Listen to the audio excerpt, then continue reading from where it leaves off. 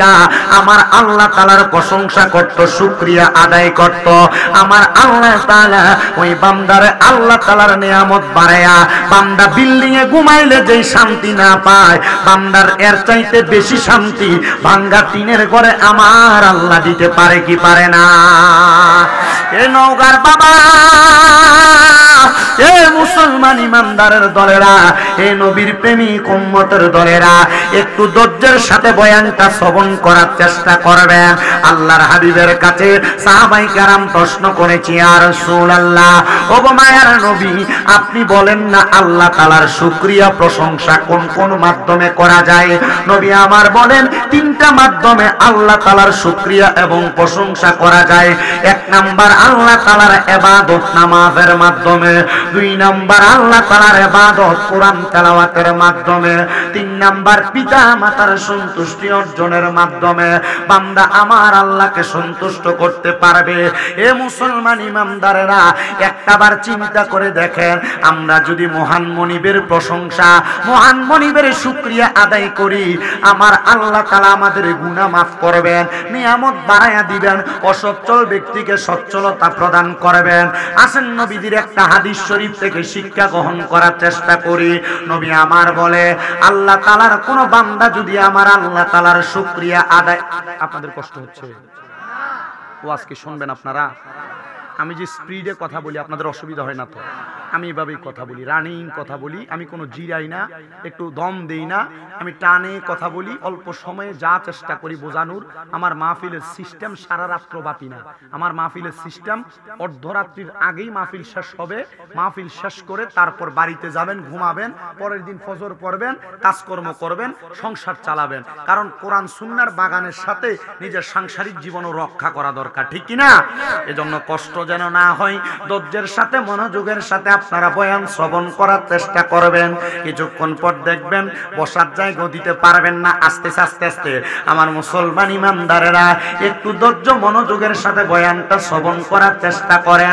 আল্লাহর হাবিব মুহাম্মদুর রাসূলুল্লাহ সাল্লাল্লাহু আলাইহি ওয়াসাল্লাম নবী আমার বলে, দুনিয়ার জমিনের মধ্যে আল্লাহর প্রশংসা যারা করে, আমার আল্লাহ তাআলা ওই বান্দাকে আল্লাহ তাআলার 10টা নিয়ামত প্রদান করে, 10টা নিয়ামত।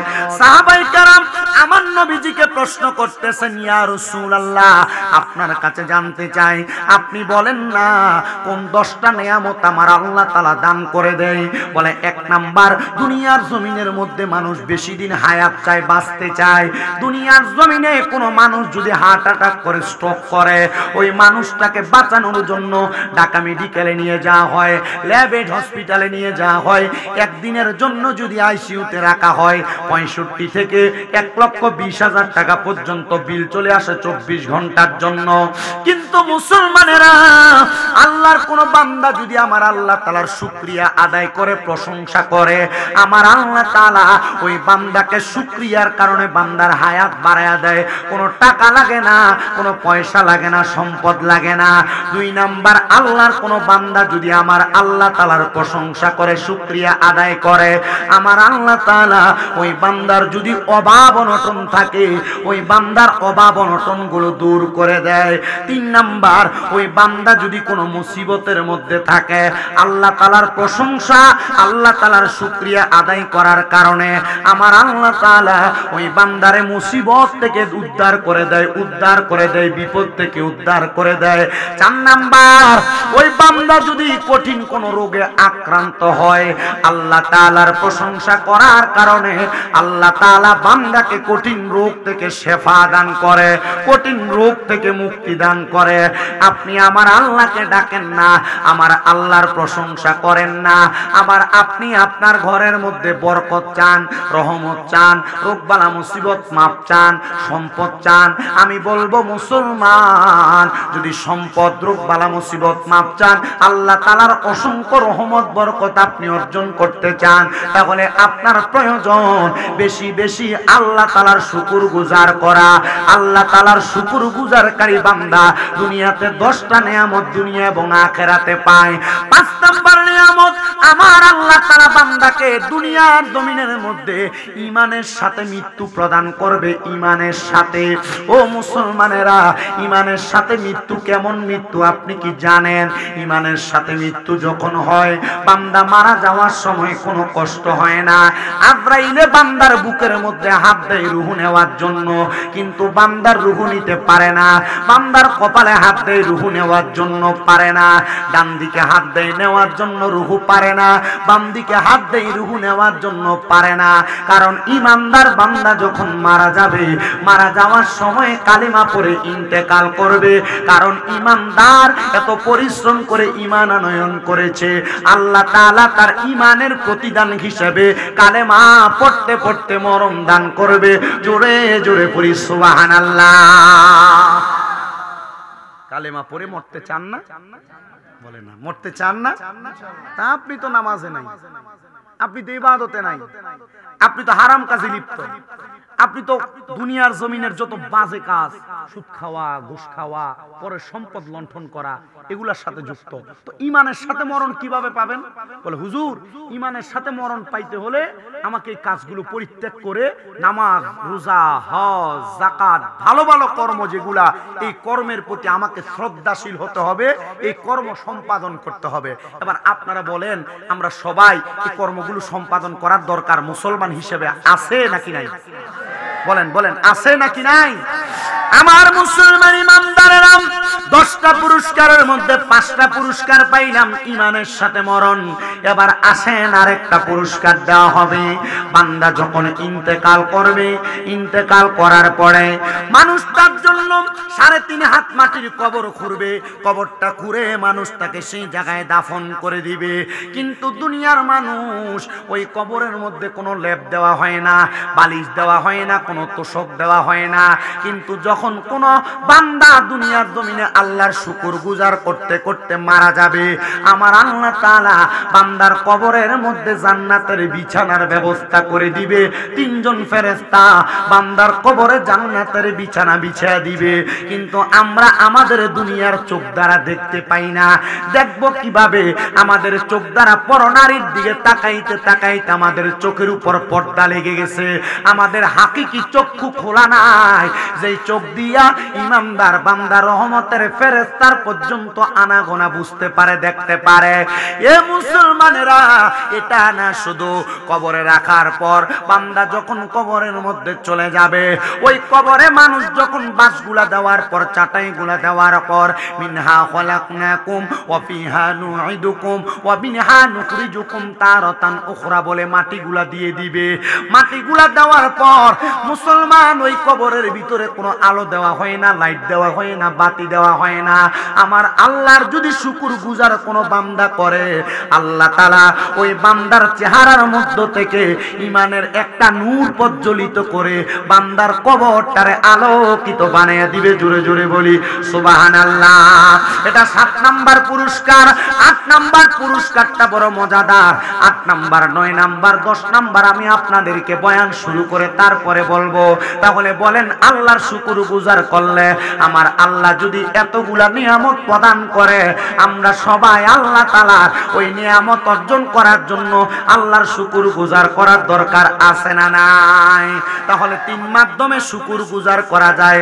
ইবাদত, নামাজ, 2 নাম্বার তেলাওয়াতুল কোরআন, 3 নাম্বার পিতা মাতার খেদমত। আসেন ইবাদতের উদ্দেশ্যে মুহাব্বতের আওয়াজে আল্লাহ তাআলার কোরআন শরীফের তেলাওয়াত করি আর পড়ি। আউযু বিল্লাহি মিনাশ শাইতানির রাজিম।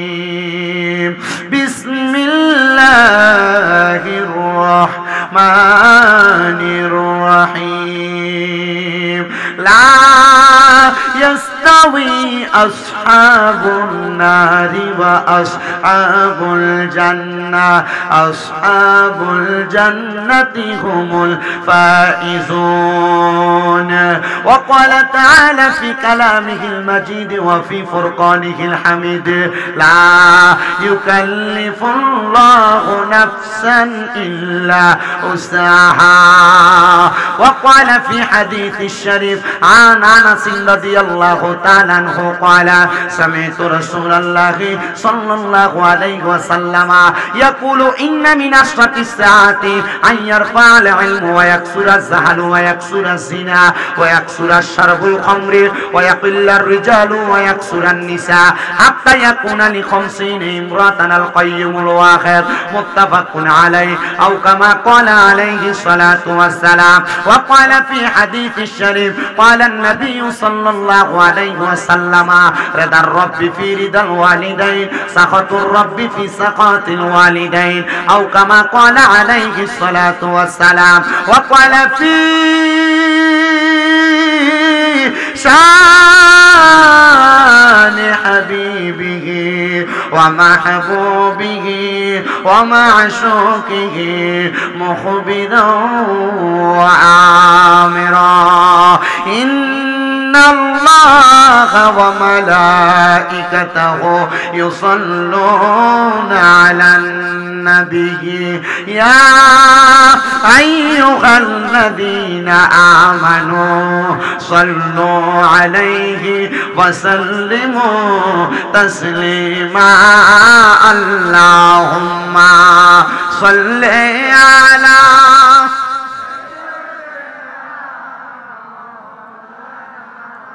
মুহাম্মাদ ওয়া আলা আলি সাইয়্যিদিনা মুহাব্বতের আওয়াজে জোরে জোরে দুরূদ শরীফ পড়লে কোনো অসুবিধা নাই, কারণ রহমতের নবীজি বলেছেন দুনিয়ার জমিনের মধ্যে সবচাইতে বখিল হলো সেই ব্যক্তি যার সামনে আমি নবীর প্রতি দুরূদ শরীফ পড়া হয় কিন্তু সে তার জবানকে বোবার মতো করে রাখে। তার মতো বখিল আর কিপটা আর কেউ নাই, নবীজির ঘোষণা। নবী বলেন শুধু তাই নয়, দুনিয়ার জমিনের মধ্যে যেই ব্যক্তি আমি নবীজির উপরে যত বেশি দুরূদ শরীফ আদায় করবে আল্লাহ তাআলার জান্নাতের মধ্যে সেই ব্যক্তি আমি নবীর তত কাছাকাছি থাকবে। এ আব্বুজিরা, আমি জানতে চাই আমরা সবাই নবীজির কাছাকাছি থাকতে চাই কি চাই না? যদি নবীজির কাছাকাছি থাকতে চাই আসেন জবান খুলে মুহাব্বত নিয়ে দুরূদ শরীফ পড়ি। আল্লাহুম্মা সাল্লি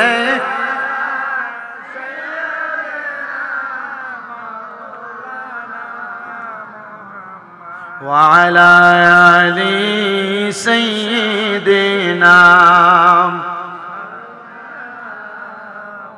ভেবে দেখো মনে মনে প্রেমনি করছ নবীর শনে, নইলে ঠেকে বারুজহা সরে মুহাম্মাদিয়া রাসূলুল্লাহ। আল্লাহুম্মা সাল্লি। আপনি কি লাড়াচাড়া করতেছেন? আমি যে বলছি ঠিক আছে, এরপর লাললেন কেন? মুহাম্মাদ ওয়া আলা আলি সাইয়্যিদিনা। নবীজি আপনার ভালোবাসায় জীবনের গুনাহ ঝরে যায়। নবীজি আপনার ভালোবাসায় ওয়াইসাল করনি জুব্বা পায়। আল্লাহুম্মা সাল্লি। মারহাবা। ঈমান তাজা হবে মুহাব্বত নিয়ে জোরে সুরে পড়েন। মুহাম্মাদ ওয়া আলা আলি সাইয়্যিদিনা।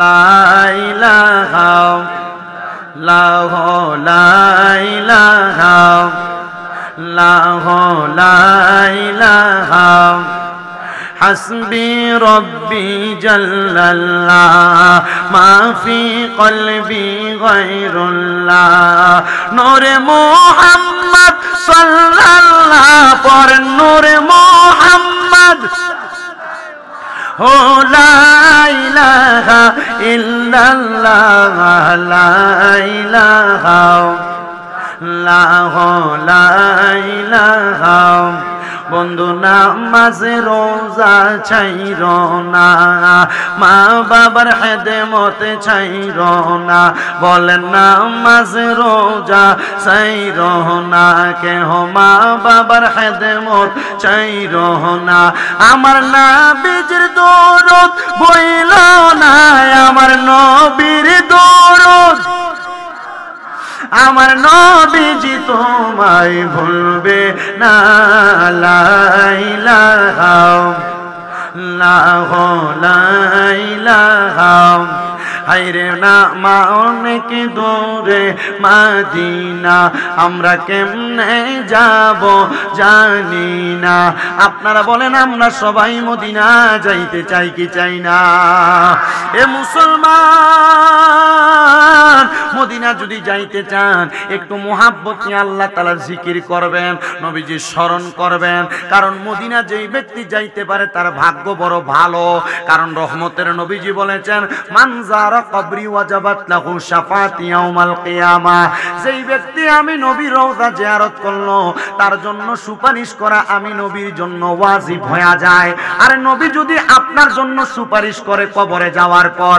আপনার জান্নাত নিশ্চিত হয়ে যাবে আমি আসার সাথে সাথে আমার আবুল কালাম হুজুর আমাকে বলে হুজুর আপনার মাথায় না লম্বা চুল ছিল বাবরি চুল চুলগুলা কোথায় গেল আমি বললাম হুজুর বেশি দিন হয় না মক্কা মদিনা থেকে আসছি এ আব্বুজি ওই মক্কা মদিনা যাওয়ার পরে আমি সর্বপ্রথম মক্কায় যাওয়ার আগে মদিনাতে গিয়েছি মদিনায় যাওয়ার পর আমি একটানা 7 দিন পর্যন্ত 5 ওয়াক্ত নামাজের পরে আমার রাসূলের পাকের রওজা মুবারকের মধ্যে আমি সালাম দিয়েছি 8ম দিন যখন আমি নবীজির রওজা মুবারক থেকে চলে আসব মক্কার উদ্দেশ্যে আমি আমার নবীজির রওজা মুবারকের দিকে প্রবেশ করতেছি বাবু সালাম একটা দরজা আছে ওই দরজা দিয়ে প্রবেশ করার সময় আমি তাকে দেখলাম যত আল্লাহর বান্দা নবীর উম্মত আছে সবাই চোখের পানিগুলো ছেড়ে দিয়ে দিয়ে কান্না করতেছে আমি আমার সাথে একজন ভাইজানকে প্রশ্ন করলাম আপনার চোখে কেন পানি দেখা যায় উনি আমাকে বলে হুজুর আপনার চোখেও তো পানি দেখা যায় আপনি কেন কাঁদেন তখন আমি বুঝতে পারলাম নবীর কোনো প্রেমিক যদি আসে রওজার সামনে তখন সেই ব্যক্তি তার চোখের পানি আটকে রাখতে পারে না চোখের পানিগুলো নিজে নিজে নিচের দিকে পড়তে থাকে আমি আমার নবীজি রওজার সামনে দাঁড়ায় দাঁড়ায় বলছি ওগো আল্লাহর হাবিব আমি মনে মনে নিয়ত করেছিলাম যেদিন আমি হাদিস শরীফ পড়ছি আপনি নবীর রওজা জিয়ারত করলে জীবনের গুনাহ মাফ হয় আপনি নবীর রওজা জিয়ারত করলে আপনি নবীর সুপারিশ লাভ করে জান্নাতে যাওয়া যাবে এদিন আমি নিয়ত করেছি আমি আমার মরণের আগে একবার আমি মদিনা শরীফ জিয়ারত করার জন্য আসব ও নবী এত তাড়াতাড়ি যে আমার আল্লাহ তাআলা আমার দোয়া কবুল করবে আমি বুঝতে পারি নাই কারণ আল্লাহ রহিম আল্লাহ রহমান আল্লাহ কুদ্দুস আল্লাহ জব্বার আল্লাহ চাইলে যে কোনো সময় বান্দার যে কোনো আশা পূরণ করতে পারে ওগো আল্লাহর হাবিব মুহাম্মদুর রাসূলুল্লাহ আমি আপনার রওজার সামনে আইসা আমার মনে বড় শান্তি লেগেছে কারণ আমি আরেকটা হাদিস শরীফও তেলাওয়াত করে শুনেছি নবী আমার বলে দুনিয়ার জমিনের ভিতরে কেউ যদি মসজিদে নববী মদিনা শরীফের মধ্যে মাত্র 1 ওয়াক্ত নামাজ পড়ে তার 1 ওয়াক্ত নামাজের সওয়াব 50,000 ওয়াক্ত দেওয়া হবে বাচারি গ্রামের মসজিদে 1 ওয়াক্ত নামাজ পড়লে 1 ওয়াক্তের সওয়াব পাবেন কিন্তু মদিনা শরীফের মধ্যে 1 ওয়াক্ত নামাজ পড়লে 50,000 ওয়াক্তের সওয়াব পাবেন কোন দিন আপনি 50,000 ওয়াক্ত নামাজ পড়বেন আমি জানি না মুসলমান ও আমার পর্দার অন্তরালের আমার আম্মুজিরা একটু অন্তরের কানটা লাগাইয়া শুনবেন মরণের আগে যেন একবার মক্কা মদিনা যাইতে পারেন আমি রাসূলের পাকের রওজার সামনে বলেছি ইয়া রাসূলুল্লাহ আপনি নবীকে দেখলে তো দোজখের আগুন হারাম হয়ে যায় ও মায়ার নবী গো আমি যেন মরণের আগে আপনি নবীজির একবার দিদারে মুস্তাফা পাই আপনার দিদার পাইলে আমার আর কোনো চাহিদা থাকবে না আর কোনো আশা থাকবে না স্বপ্ন থাকবে থাকবে না। আরেকটা কথা আমি বলেছি, ও মায়ার নবী, আপনার কত উম্মতেরা বাংলাদেশের জমিনে আপনি নবীর রওজা মুবারকে আসার জন্য কান্নাকাটি করে, টাকার জন্য আসতে পারে না, সম্পদের জন্য আসতে পারে না। এরে আমার বাবাজিরা, আপনি মারা গেলে আপনার সম্পদ আপনার সন্তানেরা ব্যবহার করবে, আপনার আত্মীয় স্বজনরা ব্যবহার করবে। আপনি আপনার সন্তানের জন্য 2-3 লাখ টাকা একসাথে হইলে জায়গা জমি কিনে রাখেন, আপনার সন্তানের জন্য ব্যাংকের মধ্যে জমা দিয়ে রাখেন, কিন্তু আপনি তো বুঝেন না এই টাকা দিয়া যদি আপনি মক্কা মদিনা যাইতেন হজ করার জন্য, আমার আল্লাহ তাআলার কাবা ঘরের গিলাফ ধরে ধরে যদি দোয়া করে আসতেন, আল্লাহ তাআলা এর চাইতে বেশি সম্পদ আপনার সন্তানকে দান করত। কিন্তু আপনি তো আল্লাহর কাবা ঘরে যাইতে মন চায় না, বলে হুজুর মন চায় আমি যাই না, টাকা খরচ হয়ে যাবে। না রে বাবা, আপনার বাচারি গ্রামের মসজিদে 1 ওয়াক্ত নামাজ পড়লে 1 ওয়াক্তে সওয়াব হবে, কিন্তু মক্কা শরীফের মধ্যে 1 ওয়াক্ত নামাজ পড়লে 1 লক্ষ ওয়াক্তে সওয়াব হবে। মনটা কি চায় না রে বাচারি গ্রামের আমার বাবারা ওই মক্কায় যায় একটু নামাজ আদায় করার জন্য? বলে হুজুর মন তো চায়, কিন্তু আমার সম্পদে কুলায় না।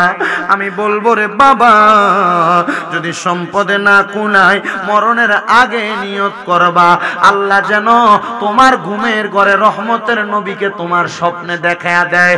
ও আব্বুজি, যেই মক্কাতে এত শান্তি, মদিনাতে এত প্রশান্তি, আপনারা বলেন ওই মক্কা মদিনা আমরা সবাই যাওয়ার দরকার আছে না নাই? যদি দরকার থাকে মুহাব্বতের আওয়াজে জোরে জোরে পড়েন, আরে দয়াল আল্লাহ দয়া করেন, দয়া রেনে নসিবি করেন মদিনা।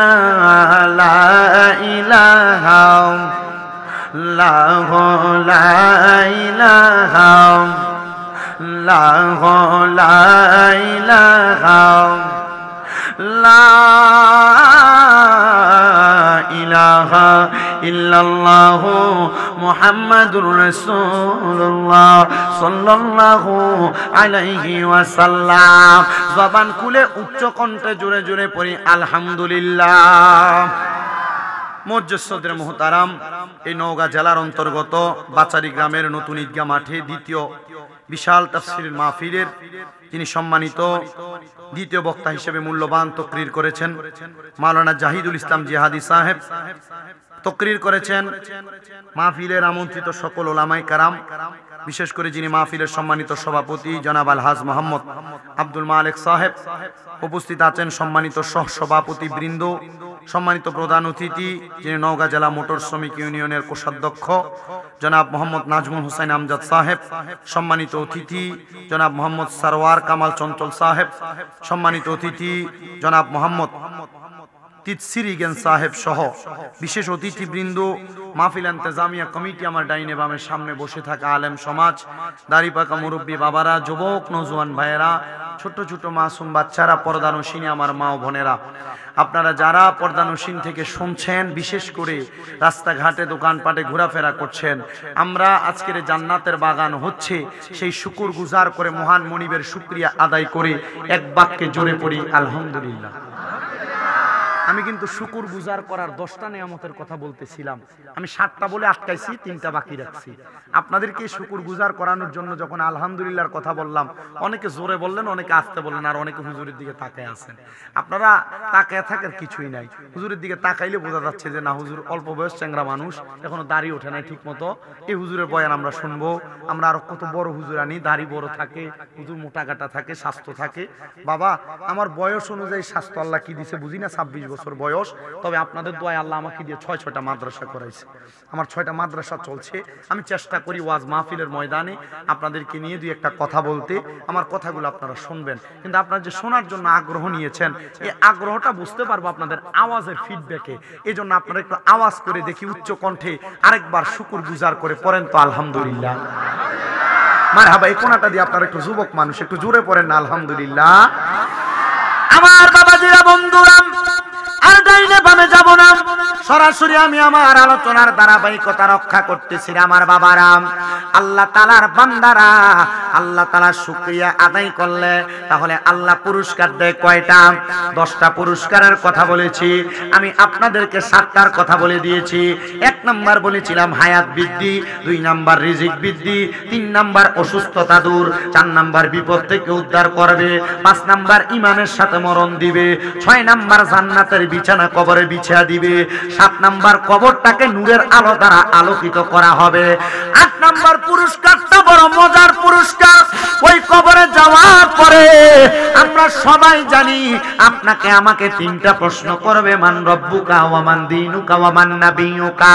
কিন্তু আল্লাহর বান্দা যদি আল্লাহ তাআলার শুকরগুজারকারী বান্দা হয়, আল্লাহ তাআলার শুকরিয়া আদায় করনেওয়ালা বান্দা হয়, আমার আল্লাহ তাআলা ওই বান্দা শুকরিয়া আদায় করার কারণে বান্দার চেহারার মধ্যে এমন একটা ঈমানের প্রজ্বলিত নূর দান করে দিবে। ওই নূরের কারণে আমার আল্লাহ তাআলার ফেরেশতারা বলবে এটাকে সওয়াল করা লাগবে না, এটা সওয়ালের জবাববিহীন, এটার চেহারা দেখে দেখে বান্দাকে জান্নাতের দিকে দিয়ে দাও। জোরে বলেন সুবহানাল্লাহ। এই দুনিয়ার মুসলমান, এই আমার নওগাঁ বাচারি গ্রাম এলাকার বাবাজিরা, আশেপাশে এলাকা থেকে আগন্ত মুসলমানেরা, এবার আপনার সওয়ালের জবাব সহজ হইয়া আপনারা কোনো প্রশ্ন করা হবে না। কিন্তু 9 নাম্বার একটা জায়গা আছে আমাদের জন্য, সেটা হলো বড় ভয়ঙ্কর। নবী গো, ভয়ঙ্কর জায়গাটা কোন জায়গা? বলে হাসরের ময়দান। ওই হাসরের ময়দান এমন উত্তপ্ত হবে, তামা প্রজ্বলিত আগুন থাকবে, মানুষগুলো তামা প্রজ্বলিত আগুনের মধ্যে হাঁটা চলা করবে। আবার কোন কোন বর্ণনায় নবী আমার বলেছে হাসরের ময়দানের একটা অংশের মধ্যে ঘামের সাগর থাকবে, ঘামের সাগর। মানুষ ঘামের সাগরের মধ্যে নাভি পরিমাণ থাকবে, কারোর বুক পরিমাণ থাকবে, কেউ ঘামের সাগরের মধ্যে সাঁতার কাটবে। এ আল্লাহর বান্দারা, কেমনে গো তুমি এই ঘামের সাগরে সাঁতার কাটবা? তোমার কি মনটা গলে না? তোমার কি মনটা চায় না আল্লাহ তাআলার পেয়ারা হাবিবের লাওয়ায়ে হামদের পতাকার নিচে জায়গা করে নিতে? লাওয়ায়ে হামদের পতাকা এমন সম্মানিত পতাকা, মাকামে মাহমুদ নামক জায়গার কাছেই লাওয়ায়ে হামদের পতাকা থাকবে। যখন হাসরের ময়দানে মানুষের এক বিগত উপরে 4 আঙ্গুল উপরে সূর্য থাকবে, আর যারা ইমানদার বান্দা, আল্লাহর শুকর গুজার করনেওয়ালা বান্দা, তাদের মাথার উপরে লাওয়ায়ে হামদের আল্লাহ তাআলার প্রশংসাকারীদের জন্য একটা পতাকা থাকবে, যেটার নিচে বড় শান্তি আর শান্তি থাকবে। এবার আপনারা বলে আমরা সবাই সেই শান্তি অর্জন করতে চাই কি চাই না? এটা 9 নাম্বার পুরস্কার। তবে 10 নাম্বার পুরস্কারটা বড় প্রশান্তিময় পুরস্কার। বলে হুজুর কেমন প্রশান্তিময় পুরস্কার? হাসরের ময়দানের পরে ফুলসিরাত নামক একটা জায়গা থাকবে, যেই ফুলসিরাত পাড়ি দিলে বান্দা জান্নাত এবং জাহান্নামের সম্মুখীন হবে। ফুলসিরাত পাড়ি দিতে পারলেই জান্নাতের দেখা পাবে, আর পাড়ি নিয়ে দিতে পারলে ওই ফুলসিরাতের নিচেই আল্লাহ তাআলার সবচাইতে নিকৃষ্ট জাহান্নাম হাবিয়াকে আল্লাহ সাজাইছে। এমন উত্তপ্ত জাহান্নাম, ওই উত্তপ্ত জাহান্নামটা আমার আল্লাহ তাআলা সাজায়া বান্দারে হাসরের ময়দান থেকে ফুলসিরাতের সামনে নিবে। যদি বান্দা ইমানদার হয়, আল্লাহর শুকর গুজারকারী হয়, আমলওয়ালা হয়, ইমানের দৌলতে ধনী হয়, বান্দা ফুলসিরাতের পারে যায় ডান পাটা রাখবে, পড়বে বিসমিল্লাহির রহমানির রহিম। বান্দা ডান পাটা রাখার সাথে সাথে আলহামদুলিল্লাহ বলে বাম পাটা উঠে দেখবে বান্দা ফুলসিরাতের ওই পারে পার হয়ে গেছে। আর বান্দাকে আল্লাহ তাআলার অসংখ্য ফেরেশতারা আহলান ওয়া সাহালান মারহাবান মারহাবান দুয়ুফুল্লাহ, আল্লাহর মেহমান বলে জান্নাতের দিকে স্বাগতম জানায়া জানায়া নিয়ে যাবে। জোরে জোরে পড়েন সুবহানাল্লাহ। এই যে রমজান মাস আসতেছে সামনে, আপনারা যে রমজান মাসে রোজাগুলো রাখবেন, আপনারা যে সাহারি করবেন, আপনারা যে তারাবির সালাত আদায় করবেন, আপনার যে ইফতার করবেন, সারাদিন না খেয়ে আপনি আপনার নফসটাকে কষ্ট দিবেন, মনে রাখবেন রে বান্দা, এটার কারণে আমার আল্লাহ তাআলা আপনাকে অসংখ্য নিয়ামত প্রদান করবে, অসংখ্য বারাকা প্রদান করবে। এই যে রমজান মাসে লাইলাতুল কদরের রাতে আপনারা সালাত আদায় করবেন, আল্লাহ তাআলা আপনাদেরকে অসংখ্য পরিমাণ বরকত রহমত দান করবে। নবী তো এইভাবেও ঘোষণা দেয়, যেই ব্যক্তি বালেগ হওয়ার পর থেকে নিয়মিত রমজানের রোজাগুলা আদায় করে, সাহারি ইফতার তারাবির মাধ্যমে রমজান কাটায়, আমার আল্লাহ তাআলার জাহান্নামের আগুন তাকে স্পর্শ করবে না। সুবহানাল্লাহ পড়বেন না? কিন্তু আমাদের সমাজের মানুষ রমজানের রোজা রাখবে, এই রমজানের রোজা না রেখে দোকানে শাটার লাগাই লাগে বাড়ি দিয়ে কালো কাপড় দিয়ে। কি কথা বলে না কেন? হ্যাঁ ঠিক বলবে না, মাটির উপরের দিকে থুতু মারলে নিজের গায়ে পড়ে, চিন্তা করে হুজুর আমিও তো খাই, আছে না? এ কথা বলেন না কেন? এ রমজান মাস আসলে গ্যাস্ট্রিক বেড়ে যায়, রমজান মাস আসলে ডায়াবেটিস বেড়ে যায়, রমজান মাস আসলে রোগ বালা মুসিবত দেখা দেয়, শুধু থাকতে পারি না, কিছুক্ষণ পর পর ওষুধ খাওয়া লাগে। কথা বলে না কেন? আছে না এমন জাতের মানুষ? কিন্তু দেখবেন মসজিদে ইফতার পার্টি দিলে আগে যে এক কাতারে বসে। কথা বলে না কেন? ঠিক না? এই রমজান মাসে মসজিদে ইফতার পার্টি যদি হয় তাহলে ইফতার পার্টিতে সামনের কাতারে থাকে। আমার সাথে এক হুজুর হবিগঞ্জে সিলেটে বাড়ি, উনি বলতেছেন আমি এক জায়গায় ইফতার মাহফিলে যায় দেখলাম এক মুরব্বী চাচা মুখে সাদা দাঁড়িয়ে সামনে এসে বসে। তো সাদা দাড়িওয়ালা চাচারে আমি দেখলাম, আমি ইফতার মাহফিলে যাওয়ার আগে রাস্তার পাশে দাঁড়ায় দাঁড়ায় সিগারেট খাচ্ছে। কি না, কি একটা মানুষ! আল্লাহ তাআলা এদেরকে আমাকে কি উত্তর দিছে জানেন? আমি জিজ্ঞাসা কি উত্তর দিছে আপনাকে? আমাকে উত্তর দিছে আমি রমজান মাসে রোজা রাখি না। আল্লাহ যদি আমার জিগায় ইফতার তো বরকত আছে ইফতারের ভিতরে, তুই রোজা রাখোস না, ইফতার তো করতে পারলি না। হুজুর আমাকে বলে দেখছেন কত শয়তান বেটা।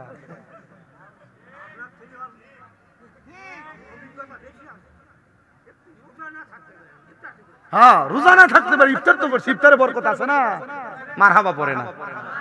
আর রমজানের ইফতারের বরকত তাদের জন্য যারা রোজাদার। কথা বলে না? রমজানের ইফতারের বরকত তাদের জন্য যারা সিয়াম সাধনাকারী। আল্লাহর হাবিব তো এভাবে বলেছেন, রমজান মাসের রোজা রেখে যে আল্লাহর বান্দার ইফতার সামনে নিয়ে বসে যদি আল্লাহর কাছে দোয়া না করে আল্লাহ রাগ করেন। আল্লাহ বান্দা যদি ইফতার সামনে নিয়ে দোয়া করে, আল্লাহ তাআলা প্রথম দিনের ইফতার সামনে নিয়ে দোয়া করলে বান্দার নিজের জন্য কিছু চাইলে আল্লাহ দেয়। দ্বিতীয় দিনের ইফতার সামনে রেখে বান্দা তার মা বাবার জন্য কিছু চাইলে দেয়। তৃতীয় দিনের রোজার ইফতার সামনে রেখে বান্দা দোয়া করলে আল্লাহ তাআলা তার বংশের মানুষের জন্য কিছু চাইলে দেয়। আপনি তো চাচ্ছেন না। কষ্ট হচ্ছে আপনাদের? আবার আপনারা কথা বলতেছেন না, কষ্ট হচ্ছে আপনাদের? এই মাইকালাকে ডিস্টার্ব দিয়ে না, আপনারা শুনতেছেন আপনারা? আর মহিলারা শুনতেছে কিনা এটা জিজ্ঞেস করে। যদি মহিলা শুনে আর এখানে যারা আছে তারা শুনে চলবে, আমাদের দূরে যাওয়ার দরকার নেই। ঠিক আছে না? আল্লাহ কবুল করুক, আমিন পড়ুন। ডাইন বামে কথাও বলা যাবে না। আমার ওয়াজের সিস্টেম, আমি আপনাদের এখানে মাইক ধরেছি 9:10-এ। কততে? 9:10-এ। 40 মিনিট হয়ে গেছে আমি কথা বলতেছি, আপনাদের সময় কিন্তু টের পান নাই। পাইছেন? কথা বলেন, সময় টের পান নাই। আমার ওয়াজের সিস্টেম, আপনি সময় টের পাবেন না। আমি ধারাবাহিকভাবে কথা বলে যাব, সময় কোন দিক দিয়ে গেছে আপনি বুঝবেন না। এজন্য আমার ওয়াজের সিস্টেম, আমি 1 ঘন্টা 20 মিনিট টানা কথা বলে যাই। আমি চেষ্টা করি মানুষকে 2-1টা কথা বোঝাইতে, কারণ আমি দেখছি বর্তমান জামানার যে অবস্থা, মানুষ ওয়াজ শুনে কান দিয়ে ওখান দিয়ে চলে যায়। বাংলাদেশে যে পরিমাণ ওয়াজ হয়, এই ওয়াজ বাদ দিলাম। জুমার নামাজে ইমাম সাহেব তো প্রত্যেক জুমায় এক একটা বিষয় খুতবা দেয়, এক একটা বিষয় শিখায়। মানুষ যদি ওয়াজ শুনে আমল করত, প্রত্যেক বাসারি গ্রামের প্রত্যেক ঘরে ঘরে এক একজন আল্লাহর ওলি থাকতো। এখন ওলি নাই, সব বলি হয়ে গেছে। কথা বলে না কেন? ঠিক কিনা বলেন না? এজন্য ওলি হইতে হইলে আল্লাহর ইবাদতের দরকার আছে। এত ইবাদত করে না, এমনি শুরুতে শয়তান সাজা বসে থাকে। এই কথা বলে না কেন? ঠিক কিনা? তো কোন কথাই ছিলাম আমি? ভুলে গেছেন? কয় নাম্বার? মারহাবা, মারহাবা, মারহাবা। নারে তাকবীর, নারে তাকবীর, নারে রিসালাত। ইয়া রাসূলুল্লাহ পড়েন জোরে, মারহাবা পড়েন। আল্লাহ যেন কবুল করে, আমিন। কষ্ট হচ্ছে আপনাদের? শুনবেন তো ইনশাআল্লাহ। 10 নম্বর পুরস্কার ফুলসেরাতের কথা বলছি আপনাদেরকে। ফুলসেরাত, এই ফুলসেরাতের বর্ণনা দিয়েছেন প্রখ্যাত উলামায়ে কেরাম। একটা চুলকে 70টা টুকরা করলে যত চিকন হয়, ফুলসেরাতটা তার চাইতে আরো কঠিন চিকন হবে। নাউজুবিল্লাহ। শুধু চিকন হবে না, ফুলসেরাতটা তরবারির চাইতে ধারালো হবে। যদি কোনো বেঈমান বেআমল বান্দা ওই ফুলসেরাতে কদম রাখে, বান্দা ফুলসেরাতটা পাড়ি দিতে পারবে না, বান্দা নিচে পড়ে যাবে। বান্দা তখন বড় আফসোস আফসোস করতে থাকবে। এ দুনিয়ার মুসলমান, এ নবীর উম্মতের দল, আমি আপনাদের কাছে আয়াতে কারিমা দুইটা তেলাওয়াত করেছি, একটা পরিপূর্ণ আর একটা খণ্ড বিশেষ। আল্লাহ তাআলা কোরআনুল কারিমে পড়ে বিসমিল্লাহির রহমানির রহিম, লা ইয়াস্তাউই আসহাবুন নারি ওয়া আসহাবুল জান্নাহ, আসহাবুল জান্নাতি হুমুল ফাইজুন। আল্লাহ তাআলা বলেন জান্নাতি এবং জাহান্নামীরা এক রকম নয়। আসহাবুল জান্নাতি হুমুল ফাইজুন, যারা জান্নাতি তারা হলো সফল কাম। এ মুসলমানেরা, জান্নাতীরা কেন সফল কাম জানো? আল্লাহ তাআলা বলতেছেন ইন্নাল্লাযীনা আমানু ওয়া আমিলুস সালিহাতি উলাইকা হুম খায়রুল বারিয়া। নিশ্চয় যারা ঈমান আনে এবং নেক আমল করে তারা হইল দুনিয়ার সবচাইতে ভালো মানুষ, উত্তম মানুষ। আল্লাহ আপনার কাছে জানতে চায় ওই ভালো মানুষ আপনার কাছে কেমন, ওই ভালো মানুষের জন্য আপনি কি পুরস্কার রেখেছেন? আমার আল্লাহ তাআলা বলেন দুনিয়ার বান্দারা, ওই ভালো মানুষের জন্য আমি আল্লাহ তাআলা যেই পুরস্কার রাখছি ওই পুরস্কারটা বড় মর্যাদাবান পুরস্কার। ওগো আল্লাহর হাবিব মুহাম্মদুর রাসূলুল্লাহ সাল্লাল্লাহু আলাইহি ওয়াসাল্লাম, আপনি বলেন এই মহামূল্যবান পুরস্কারটা কোনটা? এবার আমার হাবিবে কিবরিয়া নবী সাল্লাল্লাহু আলাইহি ওয়াসাল্লাম বলতেছেন পুরস্কার হলো জাযাউহুম ইনদা রাব্বিহিম জান্নাতু আদনিন তাজরি মিন তাহতিহাল আনহার, আল আনহারু খালিদিনা ফিহা আবাদা রাদিয়াল্লাহু আনহুম ওয়া রাদু আন যালিকা লিমান খাশিয়া রাব্বা। জবান খুলে উচ্চ কণ্ঠে জোরে জোরে পড়েন আল্লাহু আকবার। আল্লাহ তাআলা বলে বান্দা ওই জান্নাতীদের জন্য পুরস্কার কি জানো? এক নাম্বার পুরস্কার হলো জাযাউহুম ইনদা রাব্বিহিম, আমি আল্লাহর পক্ষ থেকে জাযা পুরস্কার জান্নাতু আদনিন, সেই পুরস্কারের নাম হলো জান্নাতুল আদন। এই পুরস্কার এত সুন্দর, আপনি যদি এখানে যারা বসেছেন মাত্র 10 লক্ষ টাকা দিয়ে কেউ যদি আপনাকে বলে এই নওগাঁ শহরের মধ্যে আপনাকে একটা বাড়ি কেনার জন্য 20 লাখ টাকা দিয়ে, আপনি বলবেন আমি রাজি, তবে আমার বাড়িটা দেখা বড় প্রয়োজন, আমি তো এমনে এমনে 20 লাখ টাকা দিব না। আপনি না দেখে কোনো জায়গার জন্য এমনে 20 লাখ টাকা দিবেন না। এ দুনিয়ার মুসলমানেরা, আল্লাহ তাআলার প্যারা হাবিবকে সাহাবায়ে কেরাম বলে ইয়া রাসূলুল্লাহ, মায়ার নবী গো, জান্নাতুল আদনটা যে আল্লাহ তাআলা আমাদেরকে দিবে, ওই জান্নাতুল আদন দেখতে কেমন আপনি বলেন না? আমার নবী বলতেছে আল্লাহ তো কোরআনুল কারীমে সূরা বাইয়িনার শেষ আয়াতে বলে তাজরি মিন তাহতিহাল আনহার, ওই জান্নাত এমন সুন্দর, ওই জান্নাতের নিচে দিয়ে একটা নহর প্রবাহিত হয়, নদী প্রবাহিত হয়। এ আমার নওগাঁ বাচারি গ্রামের বাবারা, জান্নাতের নিচে দিয়ে কেমন নহর আর নদী প্রবাহিত হয়। আমাদের এলাকার যেই নদী আছে এই নদীর মধ্যে এক রকমের পানি থাকে, কিন্তু জান্নাতের নদীর নিচে দিয়ে যেই নদী প্রবাহিত হবে ওই নদীর মধ্যে এক রকমের পানি না, আল্লাহ তাআলা 4 রকমের পানি প্রবাহিত করবে। ওই নদীর নাম হাদিসে মুবারাকা পড়ে দেখলাম ওই নদীর নাম হলো রজব নদী। এটা শাবান মাস, আগের মাসটা গিয়েছিল রজব মাস, ওই রজব মাসের নামেই নাম হলো ওই নদীর নাম রজব নদী। ওই নদীর মধ্যে 4 প্রকারের পানি থাকবে। এক প্রকারের পানি হলো ইন্না আতাইনাকাল কাউসার, এক প্রকারের পানি হলো কাউসারের পানি। ওই পানি কেউ যদি একবার পান করতে পারে তার কিয়ামতের আগ পর্যন্ত তার পানির পিপাসা লাগবে না। নবীজি গো, ওই পানি কারা পান করবে? বলে যারা ঈমানওয়ালা, যাদের সিনার মধ্যে বুকের মধ্যে ঈমান তাজা আছে তারা ওই পানি পান করবে। এ মায়ার নবী, আপনার কাছে জানতে চাই, আপনি বলেন না জান্নাতের পানি তারা পান করবে, বুঝতে পারলাম গো নবীজি। তাইলে 2 নাম্বার যেই পানি আছে ওই পানির নাম কি? বলে ওই পানির নাম হলো শারাবান তাহুরা। নবীজি ওই শারাবান তাহুরা কারা পান করবে? নবীজি বলতেছে ওই শারাবান তাহুরা পান করবে তারা যারা কোনোদিন নেশা করে নাই, মদ পান করে নাই, ইয়াবা খায় নাই, গাঞ্জা খায় নাই, যারা কোনোদিন নেশার কোনো দ্রব্য তাদের মুখ দিয়া আহরণ করে নাই, তারাই ওই জান্নাতের পানি পান করবে। কিন্তু বর্তমানের যুব সমাজ কেন জানি নেশার দ্রব্যের সাথে মিশে যাচ্ছে। সিগারেটটা আস্তে আস্তে করে প্রাথমিক লেভেলে খায়, এরপর বন্ধু বান্ধবের পাল্লায় পইরা ইয়াবার সাথে যুক্ত হয়, মদের সাথে যুক্ত হয়। এ মুসলমান, তোমার কাছে আমার করজনে আবদার, এমন নেশার দ্রব্য তুমি পান করবে না। এটা পান করলে আল্লাহ তাআলার জাহান্নামের আগুনের মধ্যে পতিত হবে। যদি পান না করো নেশার দ্রব্য, তাহলে জান্নাতের শারাবান তাহুরা পবিত্র শরবত তুমি পান করতে পারবা। জোরে জোরে পড়েন সুবহানাল্লাহ। তো 4 প্রকার পানির মধ্যে 2 প্রকার পানির কথা বললাম, একটা কাউসারের পানি, আরেকটা হলো শারাবান তাহুরা পানি। আরেকটা পানি পান করাবে যেটা জান্নাতি লাবান, মানে জান্নাতের দুধ। ও নবীজি, জান্নাতের দুধ কারা পান করবে আপনি বলেন না? নবীজি বলতেছে যারা কোনোদিন মানুষের জমি দখল করে নাই, পরের হক মাইরা খায় নাই। আমাদের সমাজ এটাতে বড় পাকা পোক্ত। হুজুর কেমনে পাকা পোক্ত জানতে চাই। মা বাবা মারা গেছে, ভাই ভাইয়ের সম্পদ বুঝা দেয় না, প্রয়োজনে মাথা ফাটায়। মা বাবা মারা গেছে, বোনের সম্পদ বুঝা দেয় না, প্রয়োজনে বাড়ি থেকে বের করে দেয়।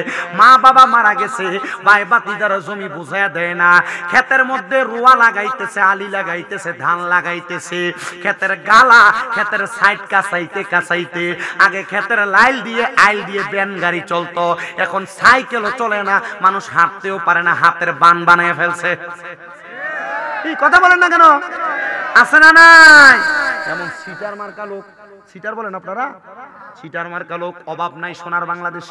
মানুষের জমি দখল করে যারা, মানুষের সম্পদ লুণ্ঠন করে যারা, মানুষের সম্পদ থেকে মানুষ থেকে আলাদা করে করে নিজের সম্পদ বানায় যারা, এদের ব্যাপারে আল্লাহ তাআলার ঘোষণা, নবীর ঘোষণা, এরা কখনো জান্নাতের দুধ পান করতে পারবে না। এজন্য কখনো কারোর পকেটের টাকা মারবেন না, কারো সম্পদ খাবেন না, কারো জমি দখল করবেন না, কারোর সঙ্গে টাকা পয়সা নিয়ে দ্বন্দ্ব লাইগা কারোর কাছ থেকে কখনো ঘুষও খাবেন না। এমন ঘুষও যারা খায়, পরের হক যারা মেরে মেরে খায়, টাকা খাইয়া বিচার যারা ঘুরে দেয়, এদের ব্যাপারে আল্লাহ তাআলা সাবধানতা অবলম্বন করাইছে। আল্লাহ তাআলা আমাদেরকে বোঝার তৌফিক দান করুন। জোরে পড়েন আমিন। 4 নাম্বার পানি হলো জান্নাতের মধু। ওই জান্নাতের মধু কারা পান করবে? নবীজির ঘোষণা, ওই জান্নাতের মধু তারা পান করবে। নবীজি গো, কারা পান করবে আপনি বলেন না? নবী আমার বলে যারা কোনোদিন মিথ্যা কথা বলে নাই, ফায়সা কথা বলে নাই, মানে গালিগালাজ করে নাই। এ যুবক ভাইরা, এ মুরব্বী বাবারা, এ পর্দার অন্তরালের আমার আম্মুজিরা, যদি গালিগালাজ মুখ দিয়ে বের হয়, যুবক ভাইরা বন্ধু বান্ধব চলাফেরার পথে কত গালাগালি করো তোমরা, একজন আরেকজনের সঙ্গে ফায়সা কথা বলো তোমরা, একজন আরেকজন কত রকমের মিথ্যা কথা বলো তোমরা। সাবধান, সতর্ক, যারা গালিগালাজ করে, মিথ্যা কথা বলে, তারা জান্নাতের মধু পান করতে পারবে না। যদি জান্নাতের মধু পান করতে চাও, গালিগালাজ করা বন্ধ করো, মানুষের সঙ্গে মিথ্যা কথা বলা বন্ধ করো। ব্যবসা বাণিজ্য করতে যাইয়া কত মিথ্যা কথা বলো, বন্ধু বান্ধব চলার পথে কত মিথ্যা কথা বলো। মা বোনেরা যারা শুনতেছেন, সংসারিক জীবনে স্বামীর সাথে কত মিথ্যা কথা তোমরা বলো। সাবধান, সতর্ক, জান্নাতের মধু যদি পান করতে চাও, তাহলে মিথ্যা কথা বলা যাবে না, মিথ্যা কথা বলা যাবে না। বলে হুজুর, মিথ্যা কথা বলা, পরের হক খাওয়া এবং দুনিয়া জমিনে নেশাদ্রব্য ত্যাগ করা, এগুলার কথা যে বলতেছেন হুজুর, ঈমানের কথা যে বলতেছেন, আমাদের সমাজে কত মানুষ সুন্দর পাঞ্জাবি লাগায় রাখছে, কত পাগড়ি লাগায় রাখছে, কত সুন্দর টুপি লাগায় রাখছে, ইমামের পেছনে সামনের কাতারে নামাজ পড়ে আবার সুদও খায়, এমন মার্কা মুসল্লি বাংলা সমাজে আছে না নাই? এই সুদখোর নাই? সুদখোর নাই? সুদখোর কম না বেশি? আরে বাবা, শুধু নাই এই কথা না, দেখবেন আপনারা তাকায়া, যারা সুদ খায়, যারা ঘুষ খায়, আমাদের সমাজ এদেরকে ধরে নিয়ে মসজিদের সভাপতি বানায়।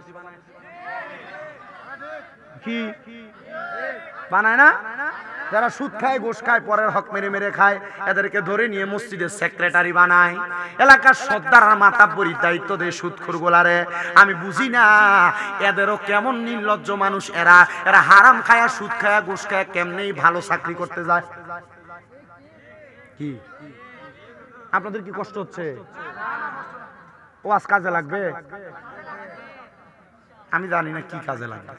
আর আপনাদের এলাকার মানুষ কি ধরনের ওয়াজ শোনে? আমি নওগাঁতেই প্রথম, আমাকে তখন দাওয়াতের জন্য কল করছে, আমি তখন দাওয়াতের জন্য কল করাতে আমি বলছি ভাই আমি তো কখনো যাই না এত দূরে, প্রায় 8.5 ঘন্টা লাগে যায় আমাদের এলাকা থেকে এদিকে আসতে।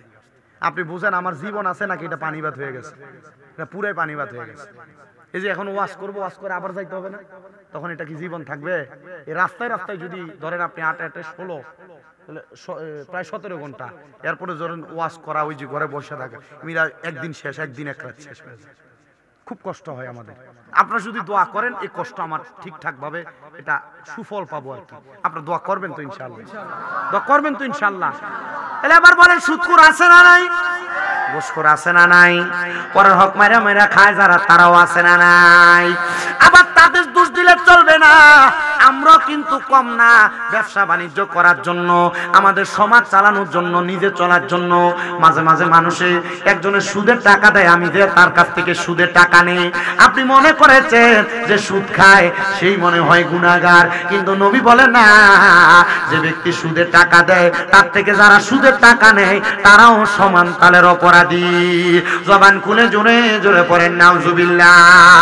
বলো হুজুর আমি সুদ খাইও না, সুদ দেইও না, কিন্তু হুজুর আমি এলাকার সর্দার হওয়ার কারণে, এলাকার মুরব্বী হওয়ার কারণে আমাকে নিয়ে যায় সাক্ষী হওয়ার জন্য।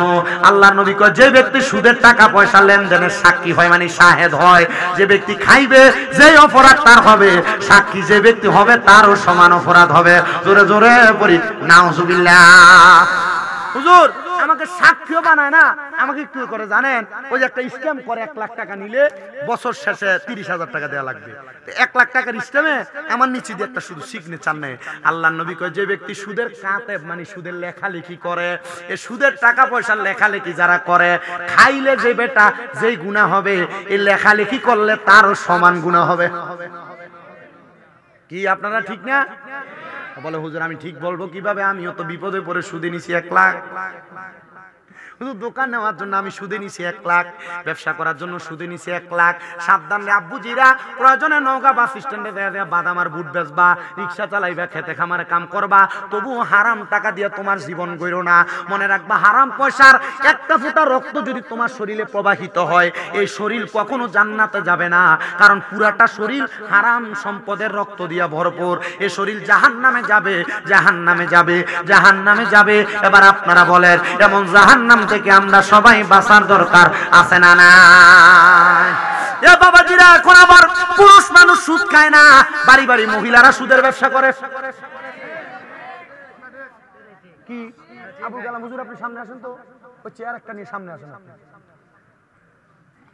আমি স্টেজে ওঠার আগে আমি জিজ্ঞাসা করছি যে মাহফিলে নেতারা বক্তব্য দিবে কিনা, কোনো ডিস্টার্ব হবে কিনা। বলছে না হুজুর, আমাদের শ্রমিক পরিষদের একজন আছে আর আমাদের সভাপতি সাহেব আছে, এখানে কোনো রাজনৈতিক আলাপও নাই, কোনো কিছু নাই। আমি কইছি আল্লাহ আমারে বাঁচাইছে, আল্লাহ আসলে আল্লাহ আমারে বাঁচাইছে। কেন? এখন তো এটা যুগ, আমি যখন আমি 2017 সাল থেকে ওয়াজ করি, গনেন তো 17, 18, 19, 20, 21, 22, 23, 24, 25, কয় বছর হয়েছে? 9 বছর হয়েছে। 9 বছর চলতেছে না আমি ওয়াজ করতেছি। এরপর থেকে দেখি মোটামুটি স্টেজে উঠলেই অমুক নেতা বক্তব্য দিচ্ছে, সেমুক বক্তব্য দিচ্ছে, ওয়াজের মাঝখান দিয়ে বক্তব্য দিয়ে এটা করে সেটা কত কিছু হয়। আলহামদুলিল্লাহ আজকে ভালো লাগছে, আমার ভাই আগে দিয়ে শেষ করছে, শেষ এখন বসে আছে। আর নেতারা আসে স্টেজে উইটা বক্তব্য দিয়ে আবার গুরগানি দিয়ে চলে যায়। আবার কি বলে জানেন? আমার আরেকটা প্রোগ্রাম আছে, কিন্তু শুধু আসলে প্রোগ্রাম না বলে উঠে চলে যায়। ঠিক না? আমি আমার ভাইকে আমার পক্ষ থেকে এটা আন্তরিক জাযাকুমুল্লাহ, আল্লাহ যেন উত্তম জাযা দেয়, সভাপতি সাহেবকে উত্তম জাযা দেয়। আর বেশি ভালো লাগতেছে আপনাদের মাহফিল, আপনারা দাড়িওয়ালাকে সভাপতি বানাইছেন। আলহামদুলিল্লাহ বলবে না তো? দাড়িওয়ালা মানুষ লাগবে, ভালো লাগে না আপনার? এই কথা বলে ভালো লাগে না? দাড়িওয়ালা মানুষ এটা তো ভালো মানুষ। আমি আপনার পান দিচ্ছি না, কিন্তু দোয়া করছি মন থেকে, আল্লাহ কবুল করুন, আমিন পড়েন। আরো জোরে পড়েন আমিন। আমাদের সমাজ এখনই মুরব্বীদেরকে সম্মান করতে যাচ্ছে না, ঠিক না? এগুলাতে ঠিক থাকবেন, এই জায়গাগুলো ঠিক রাখবেন। আমার লাখ মানুষ দিয়ে কি হবে যদি লাখ মানুষ হেদায়েত না হয়? আমার দরকার দুই একজন যেগুলো হেদায়েত হয়ে নামাজ পড়বে। যেগুলো আমার কথাই যে সুদের ওয়াজ করতেছি, সুদের ভয় দেখাচ্ছি, এরা সুদখানা ছেড়ে দিয়ে এরা হালাল খাবে। কথা বলেন। আমি যে এই 1 ঘন্টা পর্যন্ত বক্তব্য দিচ্ছি, আমি কি একটা রাজনৈতিক কথা বলছি? আমি কোনো কাউকে গালি দিছি? আমি গালিও দেই না, কিছু বলি না। আমার ডাইরেক্ট ওয়াজ, আপনি মানবেন জান্নাতে যাবেন, মানবেন না জাহান্নামে যাবেন, এটা আপনার বিষয়, আপনি মানবেন কিনা। তখন আল্লাহ যদি আমার জিজ্ঞাসা করে, তোকে বলছিল তুই মানুষকে হেদায়েতের বাণী শোনাইতে, তুই শোনাস নাই, আমি বলবো শোনাইছি, মানুষ মানে নাই, কার দোষ? যদি মাইনা যান, আপনি যদি আমার একটা কথা শুনে কোন হারাম কাজ ছেড়ে দেন, গুনার কাজ ছেড়ে দেন, আল্লাহ যদি আপনাকে জান্নাতে দেয়, আপনি আল্লাহকে বলবেন, আল্লাহ কেন জান্নাতে দিয়েছেন? আল্লাহ বলবে এই ভালো কাজের জন্য। আল্লাহ ওই যে শামীম রাজা কুমিল্লা থেকে আইসা আমাকে বলছিল, এজন্য আমি ভালো কাজ করছি। যদি আল্লাহ আপনার জান্নাতে, আল্লাহ শামীম রাজা কোথায়? তখন যদি দেখেন শামীম রাজা জাহান্নামে আছে, একটু আমাকে টান দিয়ে নিবেন আর বলবেন, আল্লাহ এর যদি আমার সাথে না দাও, কারণ এর কথা শুনে আমি হেদায়েত হইছি, কিন্তু এর জান্নাতে যাচ্ছে না, আমি যাচ্ছি, আল্লাহ এর ছাড়া আমি যাবো না, তাহলে আল্লাহ আমারে মাফ করবে। নিবেন তো ইনশাআল্লাহ? রাজি আছেন তো ইনশাআল্লাহ? তো আমার একটা বিশ্বাস আর কি, যারা আখিরি নবীর উম্মত, আল্লাহ তাআলা মনে হয় এই আখিরি নবীর উম্মতদেরকে জাহান্নামে দিবে না। আমার একটা বিশ্বাস মনে, কেন জানেন? কারণ আখিরি নবী মুহাম্মদ সাল্লাল্লাহু আলাইহি ওয়াসাল্লাম উম্মত গুনাহগার যারা, তাদের জন্য সেজদায় পড়ে থাকবেন। আল্লাহ তাআলা যতক্ষণ উম্মতকে মাফ না করবেন, সেজদা থেকে মাথা উঠাবেন না।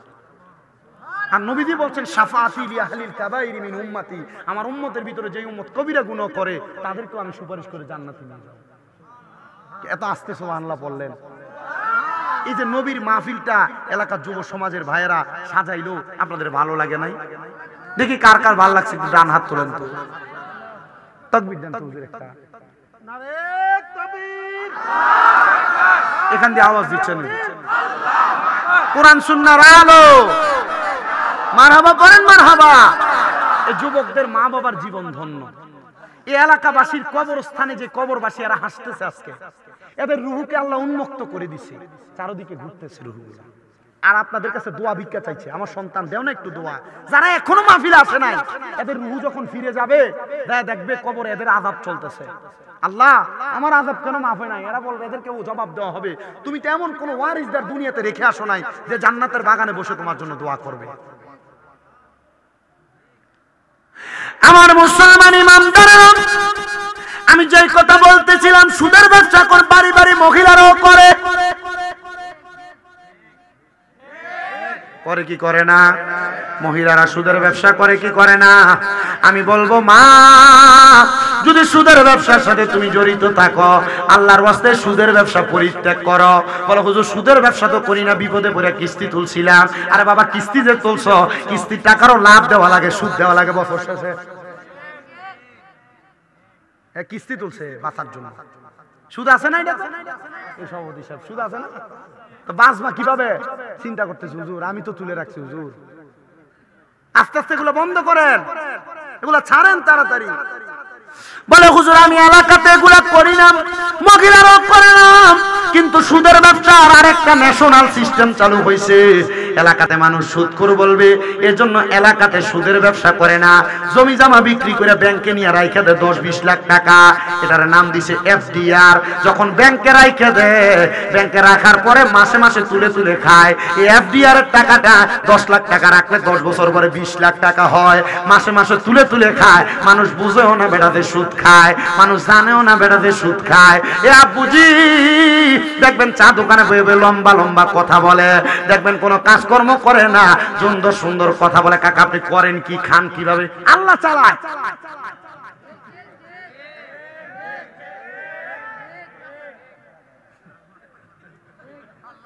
কে চালায়?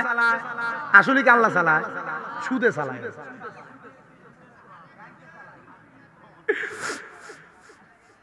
আপনার কষ্ট দিতেছে কোনো? আরেকটু কষ্ট দিব, শুধু অল্প সময় আপনারা বসবেন। রাজি আছেন ইনশাআল্লাহ? এবার আসেন বাবার, আরেকটা সুদ আছে, এটা 4 নাম্বার সুদ, যেটা আপনার বউ আপনার পান দিয়া খাওয়ায়। বলো, হুজুর এটা কি সুদ? এই সুদরা আপনার বউ কেমনে বলে দেখেন। হঠাৎ করে একদিন বলবে, তুমি যে যা ইনকাম করো সব তুমি শেষ করে ফেলো, আমাদের ছেলে মেয়ের ভবিষ্যৎ আছে না, আসো না ব্যাংকে একটা অ্যাকাউন্ট খুলে আমরা ডিপিএস করি। এটা আরেকটা সুদ। হ্যাঁ, আছে ওয়াজের মোড় ঘুরে দিব যদি সুদখোর রাগ করে। ওই আমাকে আমাদের কুমিল্লার এক মাহফিলে আমাকে এক লোক স্টেজে ওঠার আগে বলছে, হুজুর ও সুদখোর টুদখোর এগুলো কিছু বলার দরকার নাই। তা আমি ওয়াজ করতেছি, 8 জন উঠে গেছে। কয়জন? 8 জন উঠে গেছে। পরে ওঠার পরে আমি যখন নামছি, হুজুর দেখছেন আপনি যে সুদের ওয়াজ করছেন, আমাদের যে দান করার যে মূল বড় বড় ব্যক্তিগুলা এরা উঠে উঠে চলে গেছে। আমি বললাম সুদখোরের টাকা মসজিদে লাগাবা? আমি বললাম তো কারা তারা কারা? কৌজু সুদের ওয়াজ করার সময় দেখলেন 8 জন উঠে গেল, সবাই নিরাল বসে আছে।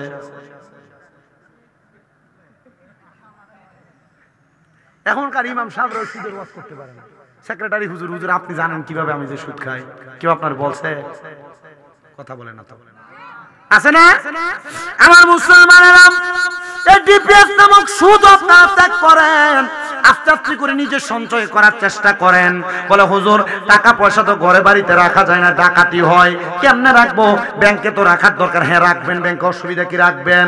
বলে হুজুর ব্যাংকে রাখলে যদি সেভিংস অ্যাকাউন্ট খোলা হয় তাহলে তো বছর শেষে কিছু টাকা জমা হয়, বাড়তি কিছু টাকা জমা হয় না? হুজুর বছর শেষে কিছু বাড়তি টাকা আমার অ্যাকাউন্টে জমা হয়। আমি এই প্রশ্নটা আমার একজন উস্তাদকে করেছিলাম, হুজুর ব্যাংকে কিছু টাকা রাখার কারণে আমার মাদ্রাসার, হুজুর কিছুদিন পরে দেখতেছি আমার ব্যাংকের ভিতরে টাকাগুলো রাখার কারণে ৬৭০০ টাকা জমা হয়েছে। হুজুর বলে হ্যাঁ এটা ব্যাংকের টাকা, তোমার সুদ দিছে, তোমার টাকাগুলো যে ব্যাংকে আছে। আমি বললাম হুজুর আমার সব টাকা তো হারাম হয়ে যাবে। বলে এখন টাকার নিরাপত্তার জন্য ব্যাংকে রাখা জরুরি, তুমি রাখছো ঠিক কথা, ব্যাংক কিন্তু তোমার থেকে কাইটেও নিয়ে যায়। হ্যাঁ হুজুর কাইটেও নিয়ে যায় মাসে মাসে। বলে কাইটা যেহেতু নিয়ে যায়, কাইটা টাকা নিয়ে গেল, এটা তোমার রাখার নিরাপত্তার সাথে, কিন্তু যেই টাকাটা যোগ হইল ওই টাকাটা তুমি তুলে ফেলা কোনো মানুষকে দিয়া দিবা, তবে সওয়াবের নিয়তে না। কিসের নিয়তে না? সওয়াবের নিয়তে না। এই জন্য ব্যাংকে টাকা রাখবেন, ওই যে টাকা জমা হবে এই টাকাটা তুলে ফেলবেন, তুলে কাউকে দিয়ে দিবেন, সওয়াবের নিয়তে দিবেন না যে আমি এই টাকা দান করব, কাম হবে না, ফিরাইবো কবরে গেলাম। আল্লাহ আমাদেরকে বোঝার তৌফিক দান করুন, জোরে পড়েন আমিন। হারাম সম্পদ খাইও না রে, পরের হক খাইও না রে, মানুষকে ওজনে কম দিও না রে, মানুষকে মিথ্যা কথা বলে ব্যবসা কইরো না রে। বলে হুজুর কেন? হুজুর এগুলা করলে কি হবে আপনি বলেন না? এগুলা করলেই তোমার জান্নাতে যাওয়া তুমি ঠেকা যাইবা, জান্নাতে যাওয়া আটকে যাইবা। হুজুর কিভাবে জানতে চাই? জানতে বড় ইচ্ছা হয়। এ মুসলমান, এই যে রমজান মাস আসতেছে সামনে, আল্লাহ তাআলা রমজান মাসে যারা রোজা রাখে এই রোজাদারের জন্য স্পেশাল একটা জান্নাত রাখছে, জান্নাতুর রাইয়ান। ওই রাইয়ান নামক জান্নাতে রোজাদাররা স্পেশাল থাকবে। কিন্তু এই রমজান মাস আসলে দেখবেন মিডল ইস্টের বহু দেশের মধ্যে এরা জিনিসপত্রের দাম কমায়া দেয়, দাম কমে মানুষকে বেশি বেশি করে হাদিয়া দিয়া দেয়। কিন্তু বাংলাদেশের সোনার ছেলে ব্যবসায়ীরা বুট মজুদ করে, তেল মজুদ করে, চিনি মজুদ করে, এরা ডাউল মজুদ করে, এরা তেল মজুদ করে, আবার চাউল মজুদ করে, এরা খেজুর মজুদ করে, করে বাজারের মধ্যে মালের সংকট দেখায়। এবার মালের সংকট থাকলে তখন দামটা বাড়ায়া দেয়, তখন গোডাউন থেকে আইনা আইনা বেশি দামে দামে বিক্রি করে। এমন সিটার মার্কা ব্যবসায়ীও সোনার বাংলাদেশে আছে না নাই?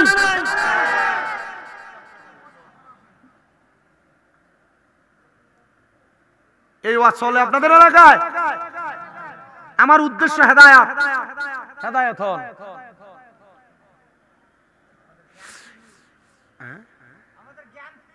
জ্ঞান ফিরুক। আর জ্ঞান আছে সবার। আপনি কি মনে করেন যারা ওজনে কম দেয় এই ব্যক্তি কি জ্ঞান নাই? তার এর জ্ঞান আছে, এই জন্য ওজনে কম দেয়, এর বেশি লাভ হবে। আপনি কি মনে করেন যে ব্যক্তি সুদ খায় তার জ্ঞান নাই? কিভাবে জ্ঞান আছে শুনবেন। আমাদের এলাকার এক সুদখোর, এ সুদ খায়। তো 1 লাখে বছরে সুদ নেয় 30,000, মানে 1 লাখ টাকা যদি দেয় নেয় 1 বছরের জন্য, 1 বছর পরে 1,30,000 তারা দেওয়া লাগবে। এখন এক লোক তার থেকে বিপদে পড়ে 5 লাখ টাকা নিচ্ছে, এটা সুদে আসলে 12.5 লাখ টাকা হয়েছে। কত লাখ? 12.5 লাখ টাকা যখন হয়েছে তখন চিন্তা করলো যে আমি 12.5 লাখ টাকা, এখন যদি আরেক বছর থাকে তাহলে 5 লাখ টাকা সুদ, 3 5 15, 1.5 লাখ টাকা বাড়বে, আমি আর রাখা যাবে না। চিন্তা করছে আমি আমার নিজের বিটার জায়গা বিক্রি করে দিব।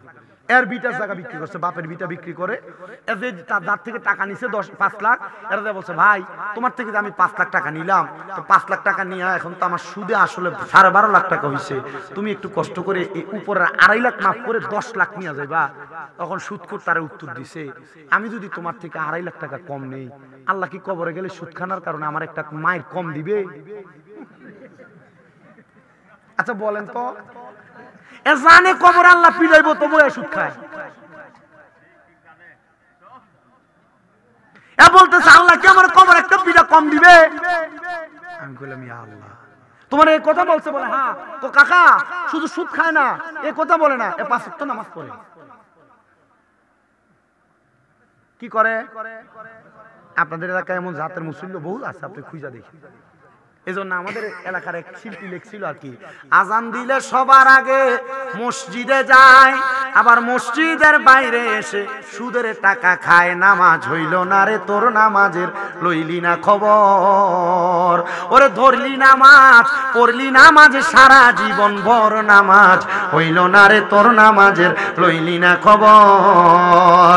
নামাজ তুমি ধর্ম জানো, চুরি তোমার পেশা, এমন নামাজ কবুল হবে কেমনে করলাই আশা? নামাজ হইল না রে তোর, নামাজের লইলি না খবর।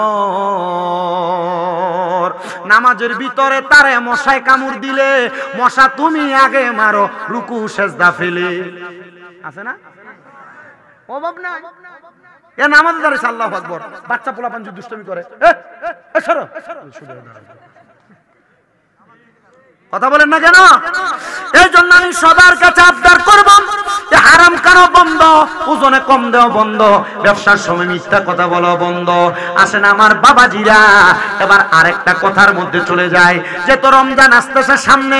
এই রমজান মাসে সম্পদওয়ালারা যাকাতও দিতে চায় না, যাকাতও দিতে চায় না, যাকাত দিতে বড় অবহেলা করে। আমার আগের হুজুর দেখলাম বয়ান করলো, যাকাতে লুঙ্গি, যাকাতে শাড়ি লেখা থাকে, করলো না ওয়াজ?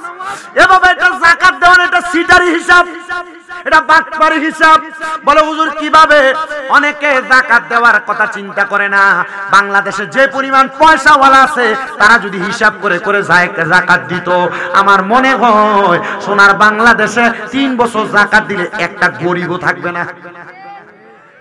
কি এ দেখবেন 20টা লুঙ্গি 20টা শাড়ি আইনা যাকাত দেয়, এলাকা যাকাত দেওয়া শেষ।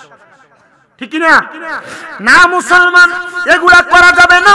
মনে রাখবেন আল্লাহর নবীর ঘোষণা, যেই ব্যক্তি যাকাত দেয়, যাকাত তার সম্পদকে পবিত্র করে, যাকাত তার সম্পদকে পবিত্র করে, যাকাত তার সম্পদকে নিরাপদে রাখে। আপনি যদি যাকাত দেন, হুজুর কিভাবে যাকাত দিব? মনে করেন আপনার কাছে 7.5 ভরি স্বর্ণের দাম যত, আবার বলি 7.5 ভরি স্বর্ণের দাম যত, এর পরিমাণ টাকা, এর পরিমাণ সম্পদ, অথবা এই পরিমাণ স্বর্ণ যদি আপনার কাছে থাকে, এই 7.5 ভরির দাম বাদ দিয়ে উপরোক্ত যত সম্পদ থাকবে, এই সম্পদের যাকাত দেয়া লাগবে। বাংলাদেশের হিসাব মোতাবেক প্রতি 1 লাখ টাকায় 2,500 টাকা করে যাকাত দেওয়া লাগবে। হুজুর কেন? যাকাত যদি দেন, আল্লাহ তাআলা আপনার সম্পদকে পবিত্র করে দিবে। এই সম্পদওয়ালারা, ধনী মানুষরা, পর্দার অন্তরালের মা বোনেরা, আপনাদের যাদের স্বর্ণ আছে, টাকা পয়সা আছে, ব্যাংক ব্যালেন্স আছে, আপনারা নির্দিষ্ট পরিমাণ যাকাত দিবেন। যাকাত যদি দেন, আপনার সম্পদ চুরি হবে না। যাকাত যদি দেন, আপনার সম্পদের ভিতরে মানুষের কুনজর পড়বে না। যাকাত যদি দেন, আপনার সম্পদের উপরে আগুন লাগবে না। যাকাত যদি দেন, এই সম্পদ কোনোদিন অপবিত্র হবে না। যাকাত দিবেন হিসাব করে করে, দেখবেন আপনি যদি যাকাত দেন, আপনার সম্পদে বরকত দিতে পারে একজন। আপনারা জোরে বলেন তিনি কে? যাকাত দেয় নাই ফেরাউন, যাকাত দেয় নাই কারুন, যাকাত দেয় নাই নমরুদ। ওই কারুন নামক লোকটার অধিক সম্পদ ছিল, কিন্তু সে যাকাত দেয় নাই। দেখবেন নওগাঁ এলাকার বালি, বাংলাদেশের বালি, যে কোনো দেশের বালির মধ্যে কিচির মিচির করে যেগুলা, এগুলা কারুনের সম্পদ। কার সম্পদ? কারুনের সম্পদ। এরা বলছিল যাকাত দাও, তোমার সম্পদ আরো বাড়বে। এ বলতেছে যাকাত দিবা, আমার অর্জিত সম্পদ আমি যদি দিয়ে দেই শেষ হয়ে যাবে, না আমি যাকাত দিতে পারবো না। এ কথা বলেছেন আল্লাহ তাআলা, একটা সেকেন্ডও লাগে নাই, পুরা সম্পদ মাটির সাথে মিশিয়ে দিছে। আর ঘোষণা করে দিছে, কিয়ামত পর্যন্ত যেই বখিলেরা তাদের সম্পদের যাকাত দিবে না, তাদেরকে স্মরণ করে দিবা বালির কিচির মিচির দেখায়া, দেখ কারুন যাকাত দেয় নাই, কারুনের সম্পদ আল্লাহ মাটির সাথে মিশিয়ে দিছে। তুমি যে যাকাত দাও না, এত টাকা পয়সা তোমার কাছে জমায়া রাখতেছ, আল্লাহ তোমার সম্পদও মাটির সাথে মিশিয়ে দিবে। বলো হুজুর কেমনে জানতে চায়? দেখবেন লাখ টাকার মালিক, কোটি টাকার মালিক বালা করে রাতে ঘুমাইতে পারে না, ডাক্তারের কাছ থেকে যায় ঘুমের ট্যাবলেট আনার জন্য, ঘুম হয় না। ডাক্তারের কাছে লাখ লাখ টাকা দিয়ে দেওয়া লাগে। এজন্য যাকাত দিবা। এই যাকাত তোমার সব দিক থেকে মুক্তি রাখবে, হেফাজত করবে। আল্লাহ তাআলা হেফাজত করুন, জোরে জোরে পড়েন আমিন। এই যাকাতের ছোট্ট একটা ঘটনা আমি আপনাদেরকে শোনাই, আপনারা শুনলে বড় অবাক হবেন। বড় বড় ব্যবসায়ী ছিল, মিশরি ব্যবসায়ীরা। এরা মিশর থেকে দামেস্ক এলাকায় বিভিন্ন এলাকার মধ্যে ব্যবসায়িক মাল আনাগোনা করতেন। তো 9 জন ব্যবসায়ী ব্যবসা করার জন্য গেছেন দামেস্ক এলাকায় মিশর থেকে। তো মিশর থেকে দামেস্ক যাতায়াতের পথে মাঝখানে মরুভূমি পড়ে। ওনারা দামেস্ক থেকে ব্যবসায়ীর মাল নিয়ে মিশরের গেটে ঢুকবে, এমন টাইমে মসজিদের আযান হয়ে গেছে। সবাই মসজিদে প্রবেশ করে। একজন প্রহরী রাখছেন 9 জনের মাল পাহারা দেওয়ার জন্য। তুমি পাহারা দাও, আমরা নামাজ পড়ে আসি, তারপর তুমি নামাজ পড়বা। তারা সবাই যখন নামাজে চলে গেছে, ওই একজন ব্যক্তির কাছে ডাকাতের দল আইসা সব মাল লুটতরাজ করতে চাইলেন, কিন্তু তার তরবারি দেখে ডাকাতেরা তার সামনে আগায় না।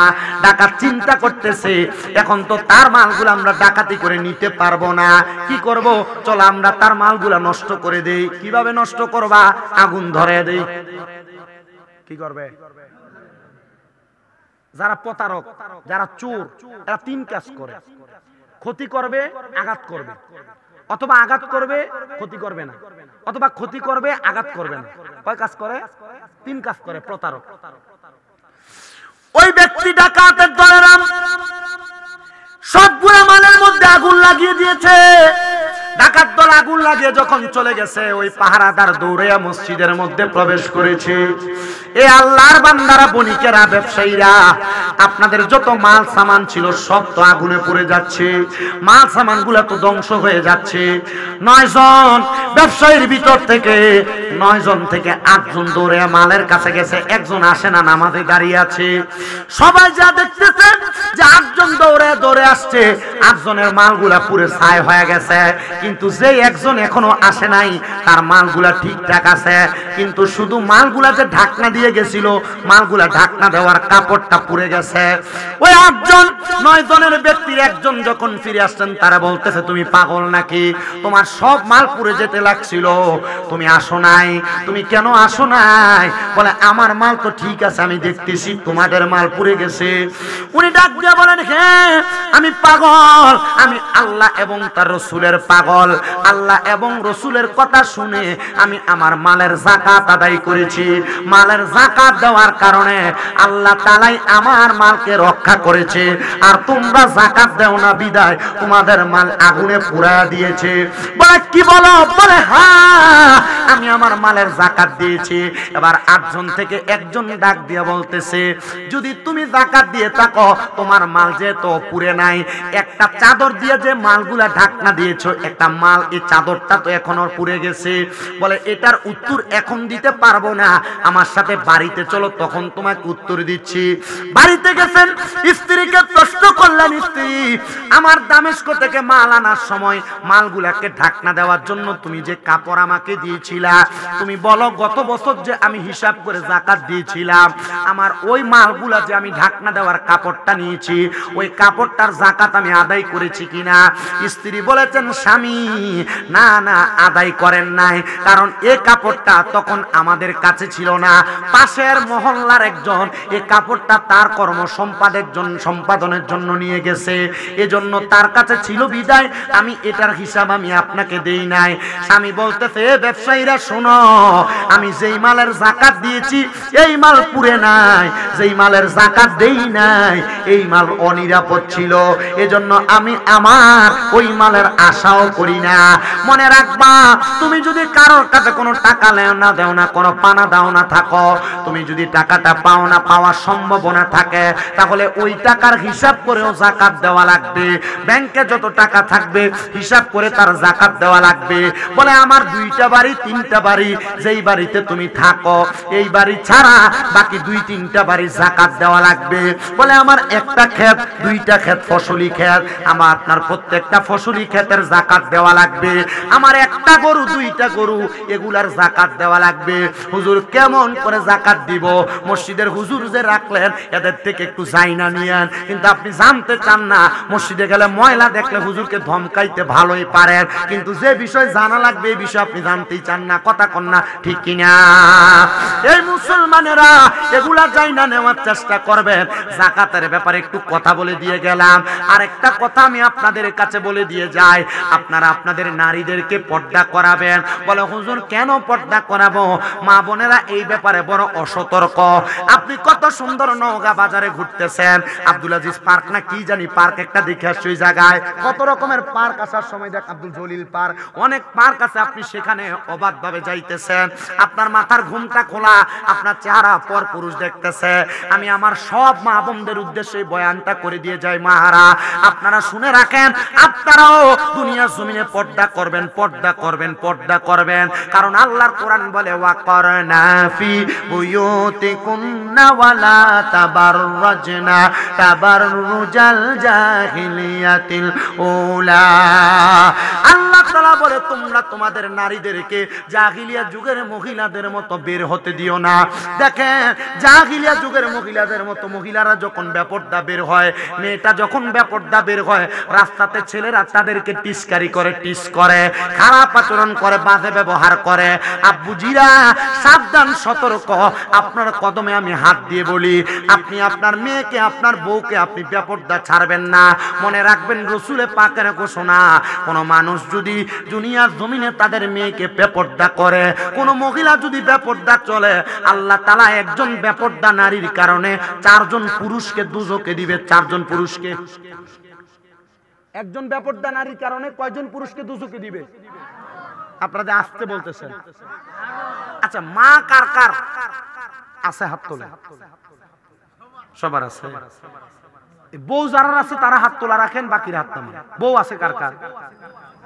আছে। বোন কার কার আছে? হাত তোলেন তো, হাত নামান। মেয়ে আছে কার কার? মেয়ে আছে। এবার আপনারা একটু শুনেন মনোযোগ দিয়ে, আপনি জাহান্নামে যাবেন না জান্নাতে যাবেন, বিচার আপনার কাছে, আমি ওয়াজ করি। কি বলেন হুজুর? ও বলে দিছি তো, আমি প্রথম বলছি, মানে 7.5 ভরি স্বর্ণের পরিমাণ অর্থ যদি থাকে অথবা স্বর্ণ যদি থাকে, এর উপরে যা সম্পদ থাকবে প্রত্যেকটার যাকাত আদায় করতে হবে। আর যাকাত কারে দিবেন? দুনিয়াতে যারা, আপনি নিজেই বোঝেন যাকাত কে পাবে, বোঝেন না যাকাত কে পাবে? একবারে গরিব যারা, একবারে নিম্নবিত্ত যারা, তারা যাকাত পাবে। কিন্তু আমাদের সমাজে এখন অনেক ভিক্ষুক আছে, এরা আমাদের এলাকার এক ফকির মারা গেছে, মারা যাওয়ার পর এর কাঁথার তলে চাউলের দামের ভিতরে টাকা পাইছে 12.5 লাখ। ফকির মারা গেছে। কি মারা গেছে? ফকির। আমাদের কুমিল্লার কান্দির পাড় একটা জায়গা আছে, এই কান্দির পাড়ের এক ফকির আছে, এর অটো আছে 4টা। কয়টা? কথা বলে না। কয়টা অটো? 4টা অটো, 2টা বাড়ি আছে। আমি জিজ্ঞেলাম তোর কামাই কত? কই না হইলে আমার সর্বনিম্ন 2,500 টাকা কামাই আছে। আমাকে একদিন আমি জিজ্ঞেলাম তুই তো কষ্ট করে ভিক্ষা করস, চল আমার সাথে, আমি তোর একটু নাস্তা করাই।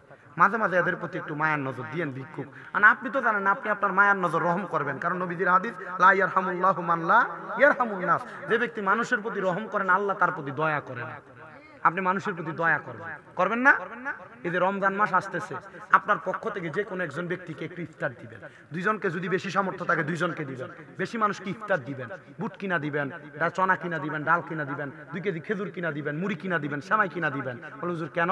নবীজি বলছেন তোমাদের যদি সামর্থ্য থাকে তাহলে তোমরা তোমাদের মুসলমান ভাইদেরকে 1 গ্লাস দুধ দ্বারা ইফতার করাও, যদি এটা না পারো 1টা খেজুর দ্বারা ইফতার করাও, যদি না পারো 1 গ্লাস পানি দ্বারা ইফতার করাও। যদি এটা করো আল্লাহ তাআলা ইন্তেকালের পর তোমাদেরকে কাউসারের পানি দ্বারা সম্মানিত করবে। ইফতার করাবেন তো ইনশাআল্লাহ।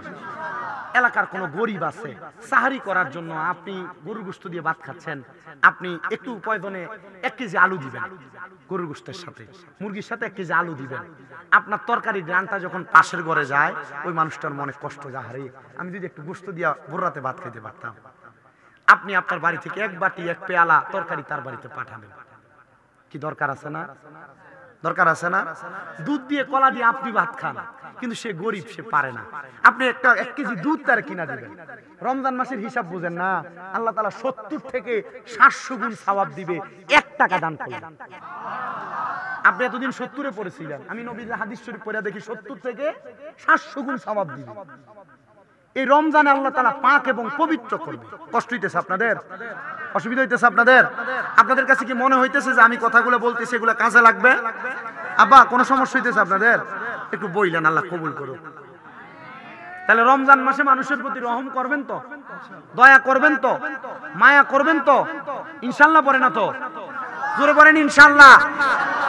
কোন কথা বলতেছিলাম? কোনটা বলতেছিলাম? পর্দা।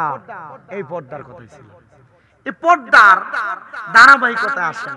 আপনার যারা বউ আছে, মা আছে, বোন আছে, মেয়ে আছে, নবী আমার বলেছেন দুনিয়াতে যেই ব্যক্তির একটা কন্যা সন্তান আছে তার জন্য একটা জান্নাত বরাদ্দ। দুইটা কন্যা সন্তান থাকলে দুইটা জান্নাত বরাদ্দ। তিনটা কন্যা সন্তান যার আছে সেই ব্যক্তি আমি নবীর সাথে জান্নাতে থাকবে। কিন্তু এই মায়াটা বেপর্দা ঘুরে, চুল ছাড়া দিয়ে ঘুরে, রাস্তাঘাটে চেহারা দেখায় দেখায় ঘুরে, পরপুরুষের সঙ্গে কথা বলে, জিনা এই মেয়ের কারণে বাবা জান্নাত পাবে না। কোন বাবা মেয়ে জন্ম দেওয়ার পরে বাবা যদি মেয়েকে পর্দা না করায়, যখন মেয়েকে হাসরের ময়দানে প্রশ্ন করবে তুমি কেন পর্দা করাও নাই, মেয়ে বলবে আমার আব্বা আমারে পর্দা করায় নাই, তখন মেয়ে এবং বাপ দুইজনকে দুজক আগুনে দেওয়া হবে। আপনার মায়া গায়ে হলুদের অনুষ্ঠানে যেই ডান্স মারে, যেই নাচান আছে না, আপনার মায়ার কারণে আপনি দুজকে যাবেন। দুই নাম্বার, কোন ভাই যদি তার বোনকে পর্দা না করায়, এ ভাই তুমি তোমার বোনকে মোটরসাইকেলের পেছনে পেছনে করে নিয়ে ঘুরো, মনে রাখবারে তোমার বোনটাকে পরপুরুষে দেখে, এটার কারণে তুমি ভাই বোনটারে বেপর্দা ছাড়ার কারণে তুমিও দুজকে যাবা। তিন নাম্বার, কোন সন্তান যদি তার মাকে পর্দা না করায়, ওই সন্তান তার মাকে বেপর্দা চালানোর কারণে মা সন্তান দুইজন দুজকে জ্বলবে। আর 4 নাম্বার, আপনাদের যাদের বউ আছে, আপনারা তো কত সুন্দর বউকে নিয়ে ছোট ভাইয়ের সামনে বসতে দেন, বলে তুমি আমার ছোট ভাইকে ভাত বেড়ে দাও, ভাত বেড়ে দেয়, কথা সত্য, কিন্তু আপনি বলেন এটা তোমার ভাইয়ের মতো কি হবে? কিন্তু নবী বলেন না, ভাইয়ের মতো না। একটা বাবির জন্য তার দেবর হলো কাল সাপের মতো মৃত্যু সমতুল্য। একটা বাবিকে তার দেবর যদি দেখে তাহলে বাবিটা মৃত্যুবরণ করেছে এমন হয়ে যায়। আর আমাদের সমাজ বিয়া করে আনার পরে পুরা এলাকার পুরুষ মানুষ যায় তার বউরে দেখার জন্য, আবার বেটা বিয়া করার পর বিয়া করার যে বিয়ের ছবি এটা ফেসবুকে আপলোড দেয় তার বউরে দেখাইবার জন্য। মনে রাখবা তোমার বউ যে বেপর্দা, তোমার বউরে যে পরপুরুষে দেখছে, এটার কারণে তোমার স্ত্রীটা দায়ুস হয়ে গেছে, দায়ুস। ওই দায়ুস মহিলা কোনোদিন জান্নাতে প্রবেশ করবে না।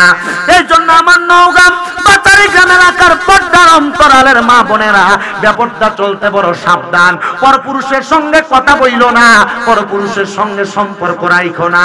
মনে রাখবা গো মা, তোমার স্বামী যেমন ভাবে বলে তেমন ভাবে মাইনা চলার চেষ্টা করো। কিন্তু মহিলারা স্বামীর আদেশ মানতে রাজি না, স্বামীর আদেশ মানতে রাজি না। স্বামীকে ঘুমে রাইখা নওগাঁ পুরা বাজার করে নিয়ে চলে আসে, স্বামী ঘুম থেকে সজাগও হতে পারে না। এ মা মনে রাখবা গো মা, আল্লাহর নবীর ঘোষণা, দুনিয়ার জমিনের ভিতরে একটা মহিলা তার স্বামীর আদেশ ছাড়া বাবার বাড়িতেও যাইতে পারবে না। স্বামীর আদেশ ছাড়া বাপের বাড়িতেও যাইতে পারবে না, কিন্তু বাবার বাড়ি শুধু, হ্যাঁ শুধু বাবার বাড়ি, সব জায়গায় যায়। আর আপনি যদি যাইতে না দেন, স্বামী বলছে যে না এই সপ্তাহ যাও না, আগামী সপ্তাহ যাও, অন্যদিকে খাটে মুখ ফিরে শুয়ে থাকবে। কি কথা বলে না? অন্যদিকে খাটে মুখ ফিরে শুয়ে রাখে। যদি কথা না শুনে, যদি বলছে স্ত্রী এটা লাগবে, যদি করে নাই স্বামী, অন্যদিন বাচ্চা এক সাইডে ঘুমাইতো, স্বামী স্ত্রী একসাথে ঘুমাইতো, ওই দিন ঝগড়া হওয়ার কারণে বাচ্চা মাঝখানে চলে আসে। আপনাদের কষ্ট হইতেছে? আমি শেষ করে দিব, আমি আর অল্প কিছুক্ষণ সময় আছে আপনাদের কাছে, অল্প কিছুক্ষণ, 1 ঘন্টা 35 মিনিটের হয়ে গেছে। আমি আসি আপনাদের কাছে আর অল্প কিছুক্ষণ সময়, একটু কষ্ট করে বসেন। আব্বুজিরা আপনাদেরকে নিয়ে দোয়া করবো, দুরূদ সালাম পরে আমি চলে যাব। আপনাদের কষ্ট হবে, অসুবিধা হবে, আপনারা একটু কষ্ট করে আব্বুজিরা, সোনা মানিক ভাইয়েরা বসবেন আপনারা শুধু। আল্লাহ যেন কবুল করে। একটু দুরূদ শরীফ পড়েন। আল্লাহুম্মা সাল্লি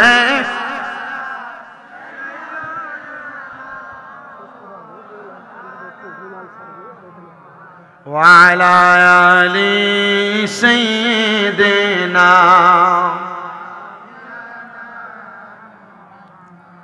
আমার একটা জিনিস ভালো লাগছে, আমাদের এদিকে ওয়ালা আলী সাইয়েদেনা মাওলানা মোহাম্মদ পড়ে, আপনারা শাফিয়ানা মোহাম্মদ পড়ে, মারহাবা পড়ে।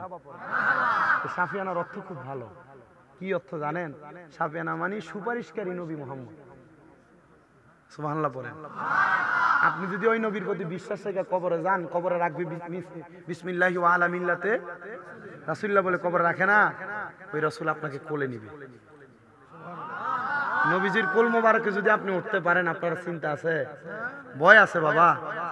চিন্তা করে দেখেন, এটা আমার কাছে ভালো লাগছে। একটু মোহাব্বত নিয়ে পড়েন, আল্লাহুম্মা সাল্লি আলা সাইয়্যিদিনা শাফিআনা মাওলানা ওয়া আলা আলি।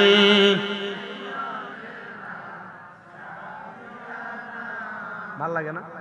আমার কাছে প্রথম শুনে শুনে ভাল লাগছে, এই জন্য আমি আপনাদেরকে উপরে আমি একটু পড়া এই জায়গাটা আমি বুঝি নাই প্রথমে, পরে যখন পড়তেছেন পরে আমি বুঝা নিছি, পরে আমার কাছে ভাল লাগছে, কুলজা ঠান্ডা হয়ে গেছে।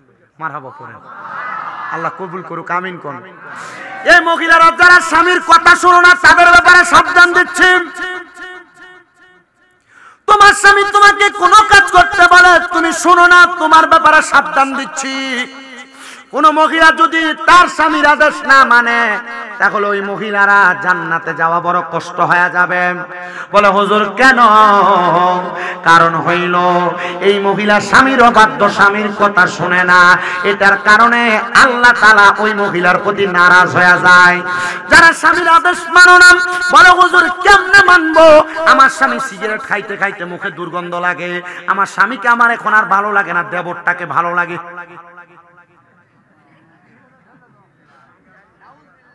কি আসলে সত্য কথা? আপনি সিগারেট খেয়ে বাড়িতে যান, আরে পায়খানার গন্ধ আরো ভালো আছে, সিগারেট যারা খায় এদের মুখে এর থেকে দুর্গন্ধ। চিন্তা করতেছি হুজুর আমাদেরকে এত বেয়াজ্জতি করলেন। বেয়াজ্জতি না, নবীজি বলছেন দুনিয়াতে যদি জাহান্নামীদের নিদর্শন দেখতে চাও তাদের দিকে তাকাও যাদের মুখের ভিতরে আগুন। আচ্ছা মুখে আগুন কাদের থাকে? আপনারা বললেন না হিন্দুদের শুধু থাকে মুখে আগুন, যারা সিগারেট খায় এদের মুখে আগুন থাকে না? আল্লাহ বুঝার তৌফিক দিক, আমিন পড়েন। এ বাবারা, এ মুসলমানেরা, সিগারেট খাওয়া ছাড়ো, তাহলে বউয়ের ভালোবাসা পাইবা। তো বউ তোমার কথা কিভাবে শুনবে? তুমি কিপটা মানুষ, বউকে বছরে মাত্র 2টা 3 পিস আর কাপড় কিনে দাও, আর কিছু কিনে দাও না। মা বোনদেরকে শিখিয়ে দিয়ে যাচ্ছি, যদি পারো, স্বামী যদি কিপটা হয়, টাকা পয়সা যদি না দেয়, জামা কাপড় না কিনে দেয়, মানে চাহিদা মোতাবেক না, যতটুকু প্রয়োজন ততটুকু যদি না দেয়, স্বামীর টাকা চুরি করে খাইবা, গুনাহ হবে না? কোন জামাই যদি কিপটে হয়, বকিল হয়, প্রয়োজনীয় জিনিসও বউকে না দেয়, ওই জামার টাকা চুরি করে খাবে। তবে বাবার বাড়িতে পাচার করা যাবে না, যদি পাচার করো গুনাহগার হবে। যদিও খাও, স্বামীর পকেটের টাকা নিয়ে খরচ করে পরে বলবা যে আমি খরচ করে ফেলছি, ঠিক আছে না? এটা কিপটা জামাইয়ের ব্যাপারে ফতুয়া। তবে যারা কিপটা না এদের ব্যাপারে ফতুয়া না, যে সবকিছু তোমাকে দেয়, তুমি বেশি বেশি চাহিদা করো। আমি দেখছি বহুত মহিলারা তাদের স্বামীর উপর বেশি চাহিদা প্রকাশ করার কারণে, বেশি চাহিদা পোষণ করার কারণে স্বামী হালাল পন্থা ইনকাম না করে হারাম পন্থা ইনকাম করে। আছে না? মানে স্ত্রী বেশি চাহিদা, ছেলে মোটরসাইকেল চাইতেছে, দামি মোবাইল চাইতেছে, দামি জামা কাপড় চাইতেছে, এখন জামাই দিতে পারতেছে না, বাপ দিতে পারতেছে না, তখন বাবা হারাম পথে ইনকাম করে, ঠিক না?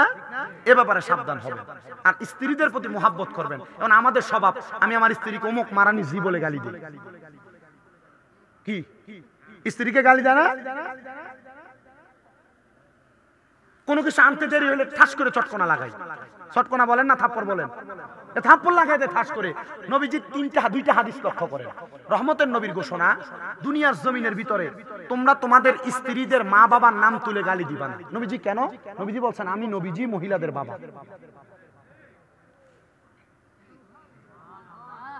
নাই সুবহানাল্লাহ, আরো জোরে সুবহানাল্লাহ। আমি নবী মহিলাদের বাবা। 2 নাম্বার, তোমরা তোমাদের স্ত্রীদের গালের মধ্যে আঘাত করবা না। নবী কেন? বলে তোমাদের স্ত্রীরা হলো তোমাদের কাছে সাময়িক সময়ের মেহমান। জোরে জোরে পড়েন সুবহানাল্লাহ। মনে রাখবেন, যদি আপনি অত্যাচার করেন বউ জান্নাতে যাবে, আল্লাহ তাআলা এই বউকে জান্নাতের 40টা হুরের সরদারিনী বানায় দিবে। আর আপনি যদি বউকে মারেন, যদি বউ যদি হুরগুলারে শিখিয়ে দেয় একটা একটা করে মার, আপনি মারবেন দুনিয়াতে একটা, আর 40টা হুর একটা একটা করে মারলে 40টা খাবেন আপনি। কি এবার আসেন বাবাজিরা, আপনাদের দোষের কথা বলে নিলাম। আমরা পুরুষ মানুষও বেশি স্বভাব ভালো না, আমাদের স্বভাবও একটু উল্টা পাল্টা। আমরা বউয়ের সামনে শালীর প্রশংসা করি, ভাবির প্রশংসা করি। এ মহিলারা, এটাও যদি তোমার স্বামী করে তুমি নিজেকে লক্ষ্য করবা। তোমার স্বামী কাজ করে এসে তোমার কাছে এক গ্লাস পানি চাই, তুমি দাও না। আর স্বামী যদি ভাবির ঘরের সামনে দেয়া বলে, ভাবি একটু পানি দেন তো, রোদ থেকে আসছি, ভাবি লেবু সিপা শরবত বানিয়ে দেয়, তখন আর বউকে ভালো লাগে না রে, স্বামীর কারে ভালো লাগে, ভাবি কি ভালো লাগে, ঠিক কিনা? ঠিক। এজন্য মহিলারা মনে রাখবা, স্বামীর আদেশ মানবা, অমান্য করবা না, স্বামীর কথা শুনে শুনে চলবা। আর আপনাদের কাছে আমার আবদার, মহিলারা যদি আপনাদের কথা না শুনে রাগান্বিত হওয়ার কিছু নাই, এদেরকে পাম দিয়ে চালানোর চেষ্টা করবেন। কারণ আল্লাহ তাআলা বাম আদম আলাইহিস সালাতু ওয়াস সালামের বাম পাঁজরের বাঁকা হাড় দিয়ে যেহেতু তাদেরকে বানাইছে, তারা একটু বাঁকাই চলবে। বলে হুজুর কন্ট্রোল করতে পারিনি, এই জন্য মাঝে মাঝে মারি। আরে বাবা, আপনি কি আপনার চাইতে বড় আলেম ছিলেন? আল্লামা শেখ সাদী রহমতুল্লাহ আলাইহি, যিনি গুলিস্তা এবং বুস্তা লিখেছেন, আল্লামা শেখ সাদী বলে, আমি আমার নিজের বউকেই কন্ট্রোল করতে পারি নাই, দুনিয়ার মানুষ কেমনে কন্ট্রোল করবে এটা তারা জানে। হুজুর কিভাবে? আল্লামা শেখ সাদী রহমতুল্লাহ আলাইহি উনি বলছেন কিভাবে কন্ট্রোল করছি জানো? বলে কিভাবে কন্ট্রোল করছেন? বলে আমি একদিন আমার এক ছাত্র আসছে আমার কাছে পড়ার জন্য যখন আসছে, ওনাকে আমি বসাইলাম, ওনাকে পড়াইলাম সকাল থেকে দুপুর পর্যন্ত। দুপুর যখন হইলো, আমি আমার ছাত্রকে বললাম, ছাত্র তুমি যেহেতু দুপুর হয়ে গেছে, আমার বাড়ি থেকে কিছু খায়া যাবে। আপনাদের কষ্ট হইতেছে নাকি? ওঠা বসা করেন না। বলতেছে তুমি আমার এখান থেকে একটু খায়া যাইবা।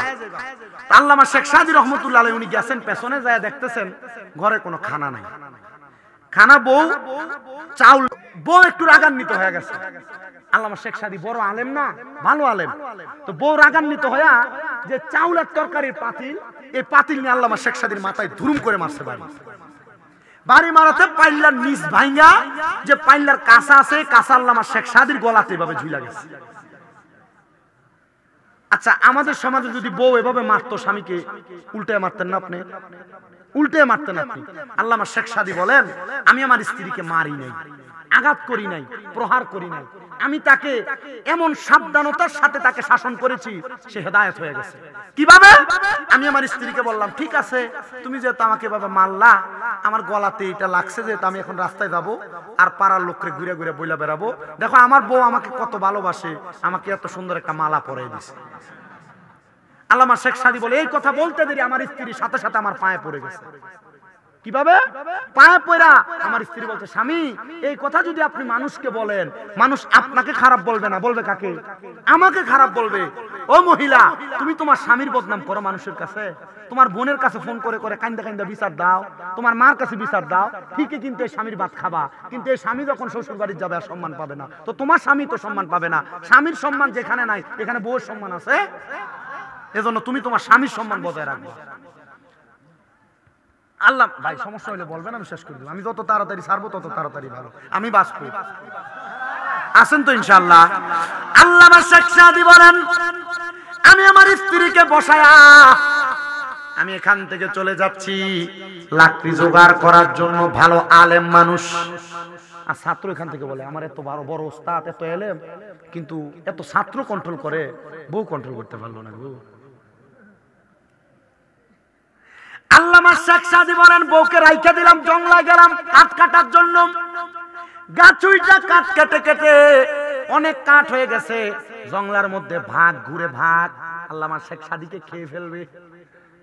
আল্লামা শেখ সাদীর দিকে তাকায়, আর এটা নামলে এটাকে খাবো, ভাগ আড়ালে যায় লুকাইছে। আল্লামা শেখ সাদী গাছ থেকে নিচের দিকে তাকায় দেখতেছেন অনেকগুলা লাকড়ি, কিভাবে নিব? পরে ডাইনে বামে তাকায় দেখে একটা বাঘ আছে। আল্লামা শেখ সাদী কয়, যাক লাকড়িগুলা বোঝাই করার জন্য একটা সদস্য পাইছি। আচ্ছা, আপনি বাঘের সামনে যাবেন? আল্লাহর যারা সাচ্চা পাক্কা বান্দা, এরা চাইলে আল্লাহ প্রদত্ত ক্ষমতায় ভাগকে কন্ট্রোল করে ফেলতে পারে। কথা বলেন না কেন? পারে না?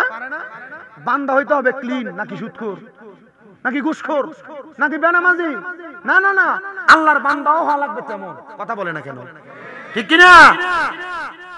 আল্লামা শেখ সাদী নিচে নাইমা লাকড়িগুলা বাদাই করে বাগের পিঠে লাকড়িগুলা নিয়ে বাড়ি পর্যন্ত গেছে। ছাত্র দেখে বড় ভয়, ওমা ভাগ নিয়ে চলে আসছে। লাকড়িগুলা নামায়া বাঘের মতো চলে যায়। আল্লামা শেখ সাদী লাকড়িগুলা পেছনে দিয়া ছাত্রের সঙ্গে কথা বলে সময় কাটাবে, বউ রান্না করবে। আসার সাথে সাথে ছাত্র সালামও দেয় না, জিজ্ঞাসা করে হুজুর একটা জংলার বাঘকে কন্ট্রোল করতে পারলেন, কিন্তু নিজের ঘরের বউটাকে কন্ট্রোল করতে পারলেন না। হুজুর বলে তুমি কি সব শুনছো? হুজুর শুনছি। আপনি চাইলে তো আরেকটা বিবাহ করতে পারেন, বিবাহ কেন করেন না? হুজুর বলে 3 শয়তান কন্ট্রোল করতে পারি না, তুমি আমারে বলো 5 শয়তান কন্ট্রোল করতে।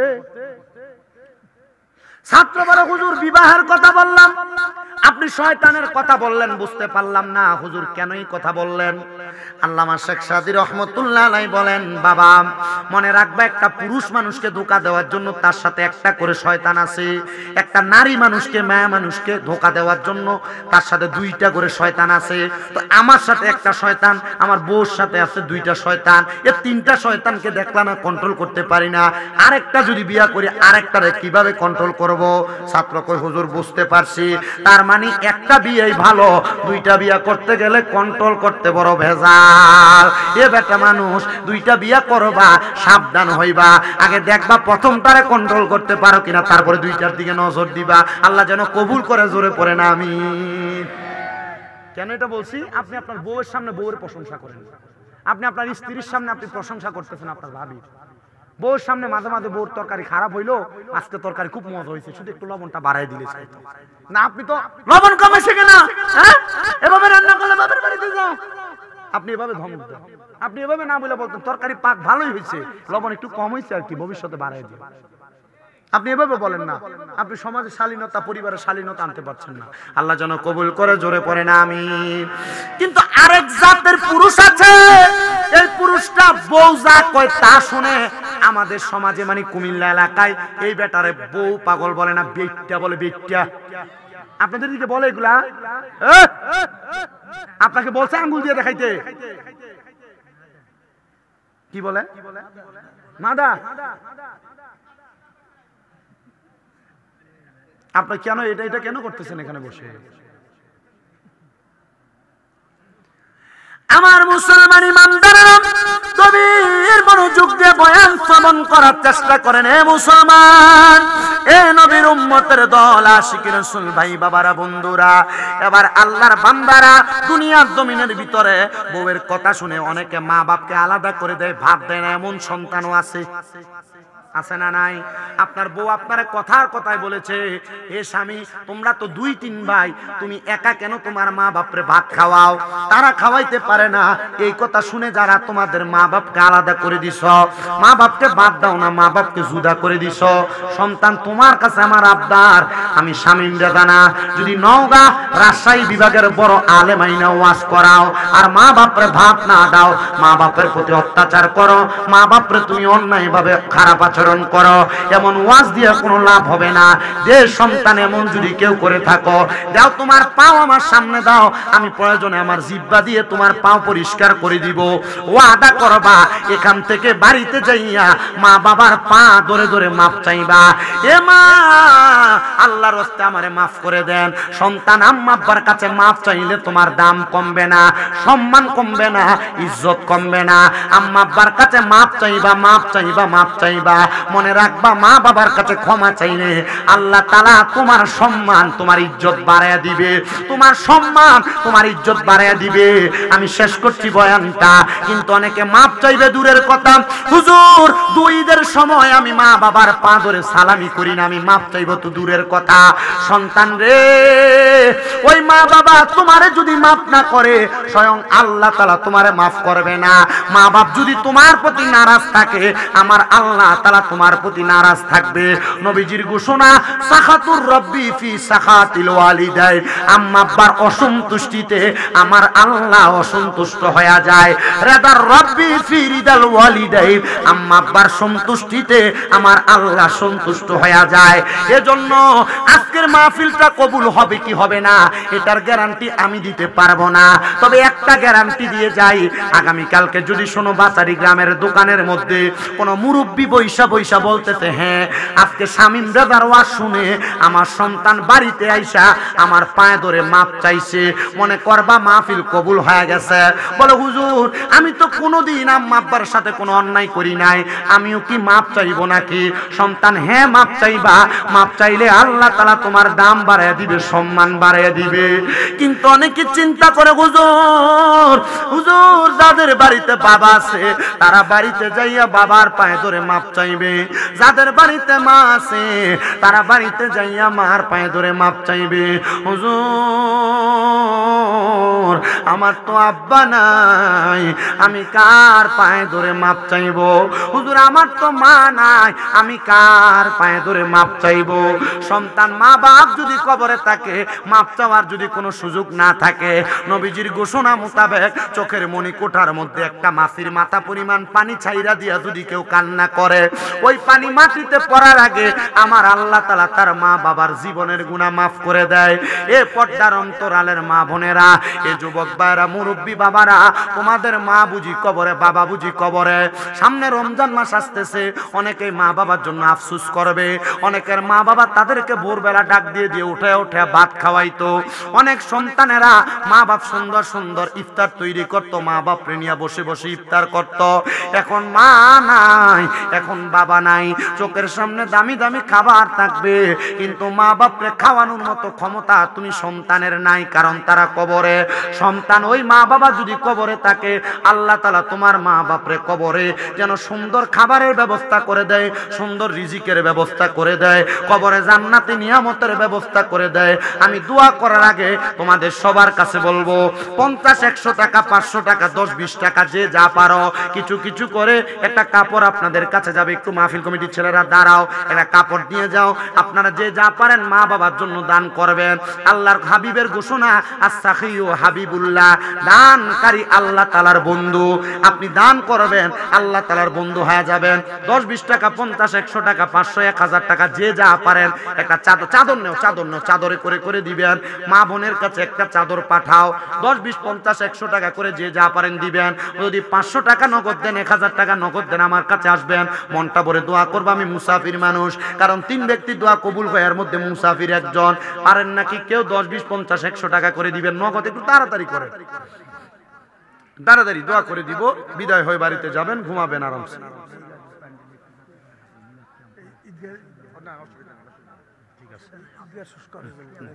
ভালো, হ্যাঁ আমাকে বলছে উনি বলছে এটা বলতে এমনি এমনি এমনি এমনি নিচ্ছে আর কি।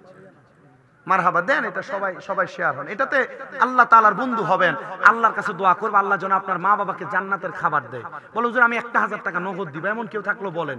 500 টাকা নগদ দিব, এমন কেউ থাকলো বলেন যে হুজুর আমি দিচ্ছি, আমার জন্য দোয়া করেন।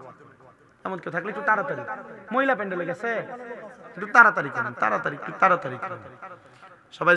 লা ইলাহা ইল্লাল্লাহু মুহাম্মাদুর রাসূলুল্লাহ, নারায়ে তাকবীর। সভাপতি সাহেব মারহাবা মারহাবা। আল্লাহ কবুল করা, মঞ্জুর করা, নগদি দান করে দিয়েছেন সম্মানিত সভাপতি জনাব আলহাজ, আলহাজ মানুষ কয়েকবার হজ করে ফেলছে, মোহাম্মদ আব্দুল মালেক সাহেব, উনি দান করে দিয়েছেন নগদ 5000 টাকা। জোরে পড়ি মারহাবা।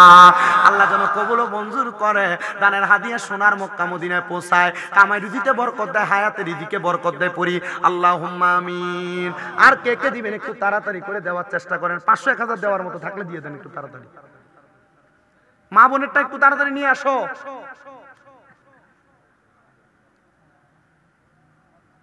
আরেকটা মাহফিল হচ্ছে নাকি? দিছে, সবাই দিছে।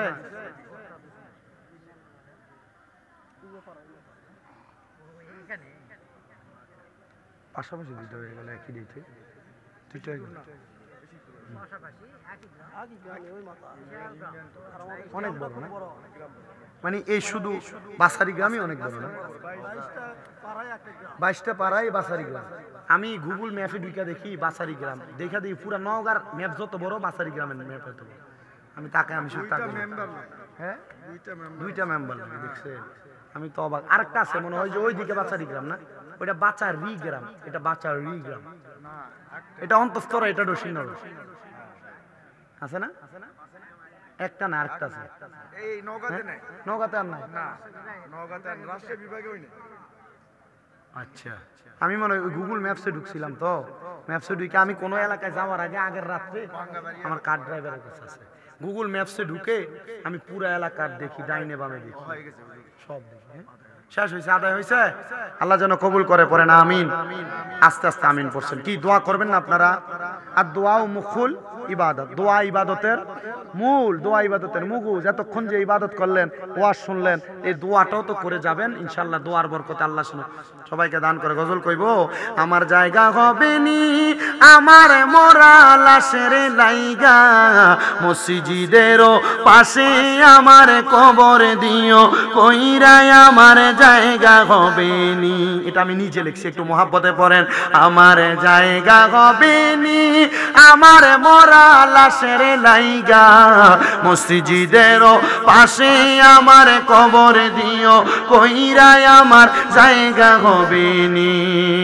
এলাকাবাসী রে আমি যেদিন যাব মারা দুনিয়া ছাড়িয়া, ভাই বন্ধু আত্মীয় স্বজন যাবে রে বলিয়া, 3.5 হাত মাটির কবর দিও রে খুঁড়িয়া, আমার জায়গা হবে নি, আমার জায়গা হবে নি আমার মোরা লাশের লাইগা, মসজিদেরও পাশে আমার কবর দিও, কইরাই আমার জায়গা হবে নি। জগৎবাসী রে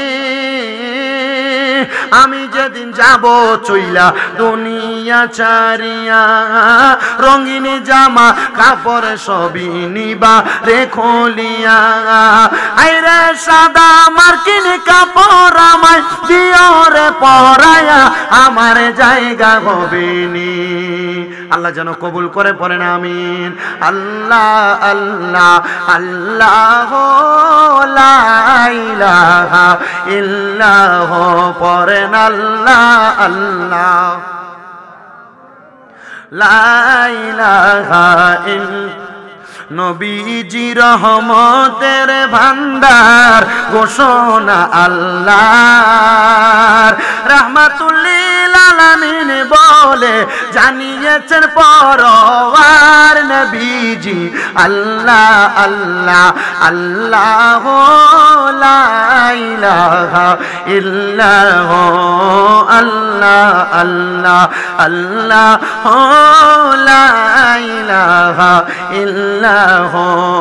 মা আমেনা স্বপ্ন দেখে গর্বে তাহার নূর, সেই নূরেরই নাম রাখিলেন মুহাম্মদ রাসূল নবীজির। আল্লাহ আল্লাহ আল্লাহ লা ইলাহা ইল্লাহ, রহমত বরকত নিয়ে নবীজি আসলেন এই ধরায়, আসুন সবাই দাঁড়াইয়া সালাম জানাই নবীজি। আল্লাহ আল্লাহ আল্লাহ লা ইলাহা ইল্লাহ, ইয়া নবী সালাম আলাইহি। 6টা মাদ্রাসা, 6টা মাদ্রাসা 1170 জন ফলাফল আছে। কতজন আপনি বলছেন? আমি যদি আন্দোলনে নামি কি অবস্থা হবে? আপনারা দোয়া করবেন। আমার ছোট ছোট, এই যে সবে বরাত গেল না, আমার ছোট ছোট বাচ্চা যেগুলো নুরানিতে পড়ে, আমার প্রত্যেকটা বাচ্চা রোজা রাখছে। আলহামদুলিল্লাহ বললেন না? সবগুলো বাচ্চা রোজা রাখছে এবং প্রত্যেকদিন। হ্যাঁ হ্যাঁ, আমাকে বলছিল ঘরে গ্রামবাসী সবাই সাহায্য করে। আমি অনেক কিছু এই দোয়া করবেন, আল্লাহ কবুল করে, আল্লাহ কবুল করে, আমিন করেন। আমার মাদ্রাসার এই ছেলেরা, ছোট ছোট বাচ্চারা, এরা তাহাজ্জুদ নামাজ পড়ে, তাহাজ্জুদ পড়ে দোয়া করে। প্রত্যেকদিন আসরের নামাজের পরে খতমে খাজে গান পড়ে এই বাচ্চারা সবসময় কান্দে। ছোট ছোট বাচ্চা যেগুলো নুরানিতে পড়ে, এরাও চোখের পানি পালায় কান্দে। আপনি দেখলে কখনো যদি কুমিল্লা শহরে যান, কুমিল্লা চকবাজার নূরপুর সমনিতে তাহফিজুল কোরআন মাদ্রাসা যাবেন, যে দেখে আসবেন, খাওয়া দাওয়া করে আসবেন, অসুবিধা কি হবে? যাবেন না ইনশাল্লাহ? যদি যাইতে পারেন, আমি হুজুরকে দাওয়াত দিয়ে গেছি, আমার ভাইকে দাওয়াত দিয়ে গেলাম, ভাইকে দাওয়াত দিলাম, সভাপতি মহোদয়কে দাওয়াত দিলাম, আপনাদেরকে দাওয়াত দিলাম। আপনারা দেখে আসবেন আমার মাদ্রাসা, ছাত্রদের উপর মাথায় নুরানি হাত বুলিয়ে দিয়ে আসবেন। আল্লাহ কবুল করেন। আল্লাহুম্মা আমিন। আলহামদুলিল্লাহি রাব্বিল আলামিন, আসসালাতু ওয়াসসালামু আলা রাসূলিহিল কারীম।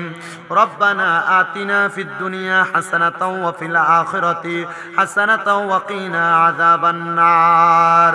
মাবুদো, ও দয়াল আল্লাহ, একটু রহমতের নজর কইরা তাকায়া দেখেন আল্লাহ, এই নওগাঁ জেলার অন্তর্গত বাচারি গ্রাম নতুন ঈদগাহ ময়দানে দ্বিতীয়তম বিশাল এই তাফসীরুল কোরআন মাহফিলে আমি গুনাহগারের সাথে সম্মানিত সভাপতি, প্রধান অতিথি, ওলামায়ে কেরাম, বিশেষ করে দাড়ি পাকা মুরব্বী বাবারা, যুবক নওজোয়ান ভাইয়েরা, ছোট্ট ছোট্ট মাসুম বাচ্চারা, পর্দার অন্তরালের আমার কত মা বোনেরা, আপনি আল্লাহর শাহিন শাহী পাক দরবারে গুনাহগার কাঙ্গালের বেশে দুই কানা হাত বানাইছে আল্লাহ, প্রত্যেকের হাতগুলা আপনার শাহিন শাহী পাক দরবারে কবুল আর মঞ্জুর করে নেন আল্লাহ। আজকের মুনাজাতের হাদিয়া আখিরি নবী মুহাম্মদ মুস্তাফা হাম্মদ মুস্তাফা সাল্লাল্লাহু আলাইহি ওয়াসাল্লামের রওজা মুবারকে কবুল ও মঞ্জুর করেন। নবীর যত সাহাবায়ে কেরাম, আহলে বায়াত সহ সকল আউলিয়া কেরামদের দরবারে আমরা যারা হাত বাড়াইলাম, অনেকে আছে যাদের জগতের মধ্যে বাবা নাই, যেই বাবা রিকশা চালায়া মাটি কাইটা মাথার গাম পায়ে ফালাইয়া খেত কামারে কাজ কইরা নিজের রক্তরে পানি বানাইয়া সন্তানকে মানুষের মতো মানুষ করার জন্য আব্বাজান বড় কষ্ট করে দুনিয়াতে সন্তান লালন পালন করেছে, এমন আব্বা যাদের অন্ধকার কবরে নেই আল্লাহ, আব্বার কবর জান্নাতের বাগান বানায়া দাও আল্লাহ। কে জানি হাত বাড়াইছে, কার জানি জগতের মধ্যে মা নাই। হায়রে মা, যেই মা 10 মাস 10 দিন গর্ভে ধারণ কইরা সন্তানের প্রসব বেদনা সহ্য করতে মার বড় কষ্ট হয় আল্লাহ, ওই মা দুনিয়াতে সন্তান যখন জন্ম দিয়েছে, এমন অনেক সন্তান মায়ের কলিজাতে 2টা লাথি দিয়া দুনিয়াতে আসছে। ও আল্লাহ, মা জননী বড় কষ্ট করে সন্তানরে দুনিয়ার আলো দেখাইছে, এমন মা যাদের অন্ধকার কবরে রে আল্লাহ, আম্মার কবর জান্নাতের বাগান বানায়া দাও। আবার এমন অনেক সন্তানের আঘাত বাড়াইছে, মাও নাই বাবাও নাই, জনমের এতিম রে আল্লাহ, এমন সন্তানদের মা বাবার কবর নাজাতের ফয়সালা করে দাও। যাদের মা বাবা বেঁচে আছে, হায়াতে তৈয়বা নসিব করে দাও। আম্মা আব্বার খেদমত করার তৌফিক দান করো, আম্মা আব্বার কথা শুনে আদেশ মাইনা চলার তৌফিক দাও। ও আল্লাহ, মা বাবার বংশ, নানা নানির বংশ, দাদা দাদির বংশ, আত্মীয় স্বজন যারা কবরে, প্রত্যেকের কবর নাজাতের ফয়সালা করো। যারা বেঁচে আছে হায়াতে বরকত দান করো, প্রত্যেকের ব্যবসা বাণিজ্য, কাজে কর্মে, চাকরিতে বরকত দান করো। যারা পড়ালেখা করে বিদ্যা বুদ্ধি বাড়াইয়া দাও, মান সম্মান ইজ্জতে জিন্দেগি নসিব করে দাও। বিশেষ করে বাচারি গ্রাম ঈদগাহের মোড়ে বাচারি গ্রাম যুব সমাজের আয়োজনে তাফসীরুল কোরআন মাহফিলে আমি গুনাহগার নগণ্য মূর্খ মানুষ, আমার জবান দিয়ে যা বলেছি, যেই কথাগুলো আমল করলে মানুষ উদ্ধত হবে, আমলে জিন্দেগিতে বাস্তবায়ন করার তৌফিক দাও। ভুল বেয়াদবি মাফ করে তোমার হাবিবের উসিলায় ওয়াজগুলো কবুল ও মঞ্জুর করে নাও। ও মনি, এই মাহফিলে যারা টাকা দিয়া, পয়সা দিয়া, শ্রম দিয়া, বুদ্ধি দিয়া, পরামর্শ দিয়া, মাইক দিয়া, লাইট দিয়া, প্যান্ডেল দিয়া, মিডিয়ার বাইরা সহ সম্মানিত শ্রোতা মণ্ডলী, পুরুষেরা, পর্দার অন্তরালের মা বোনেরা, আল্লাহ সবাইকে তুমি কবুল ও মঞ্জুর করে নাও। অনেক প্রবাসী ভাইয়েরা বিদেশ থেকে দোয়া চায়, আল্লাহ আমার প্রবাসীদের দোয়া তুমি কবুল ও মঞ্জুর করো। প্রবাসীদের কামাই রুজিতে বরকত দাও, হায়াতে বরকত দাও আল্লাহ। যাদের চাকরি নাই, কাজকর্ম নাই, ব্যবস্থা করো। যাদের কন্যা বিবাহ দিতে পারে না, বিবাহের ব্যবস্থা করো আল্লাহ। এই মাহফিল দ্বিতীয়তম মাহফিল, কিয়ামত পর্যন্ত কবুল ও মঞ্জুর করে নাও। এই যুব সমাজ যারা যারা মাহফিলের আয়োজন করেছে, তাদের প্রত্যেককে তুমি কবুল ও মঞ্জুর করে ইমাম হুসাইন রাদিয়াল্লাহু তাআলা আনহুর সাথে কবুল ও মঞ্জুর করে নাও আল্লাহ। পর্দার অন্তরালের অনেক মা বোনেরা অনেক দোয়াই করে, আমার মা বোনদের খাস দোয়া তুমি কবুল ও মঞ্জুর করো। মরণ দিবা দুঃখ না, নাই, তবে বেঈমান বানায়া মরণ দিও না। মরণের আগে নবীজির নূরানি চেহারা মুবারক দেখতে দেখতে প্রত্যেকের আখিরি জবানে মধুর কালেমা পড়াইয়া দিয়েন, লা ইলাহা ইল্লাল্লাহু মুহাম্মাদুর রাসূলুল্লাহ সাল্লাল্লাহু আলাইহি ওয়াসাল্লাম। আসসালামু আলাইকুম ওয়া রাহমাতুল্লাহ।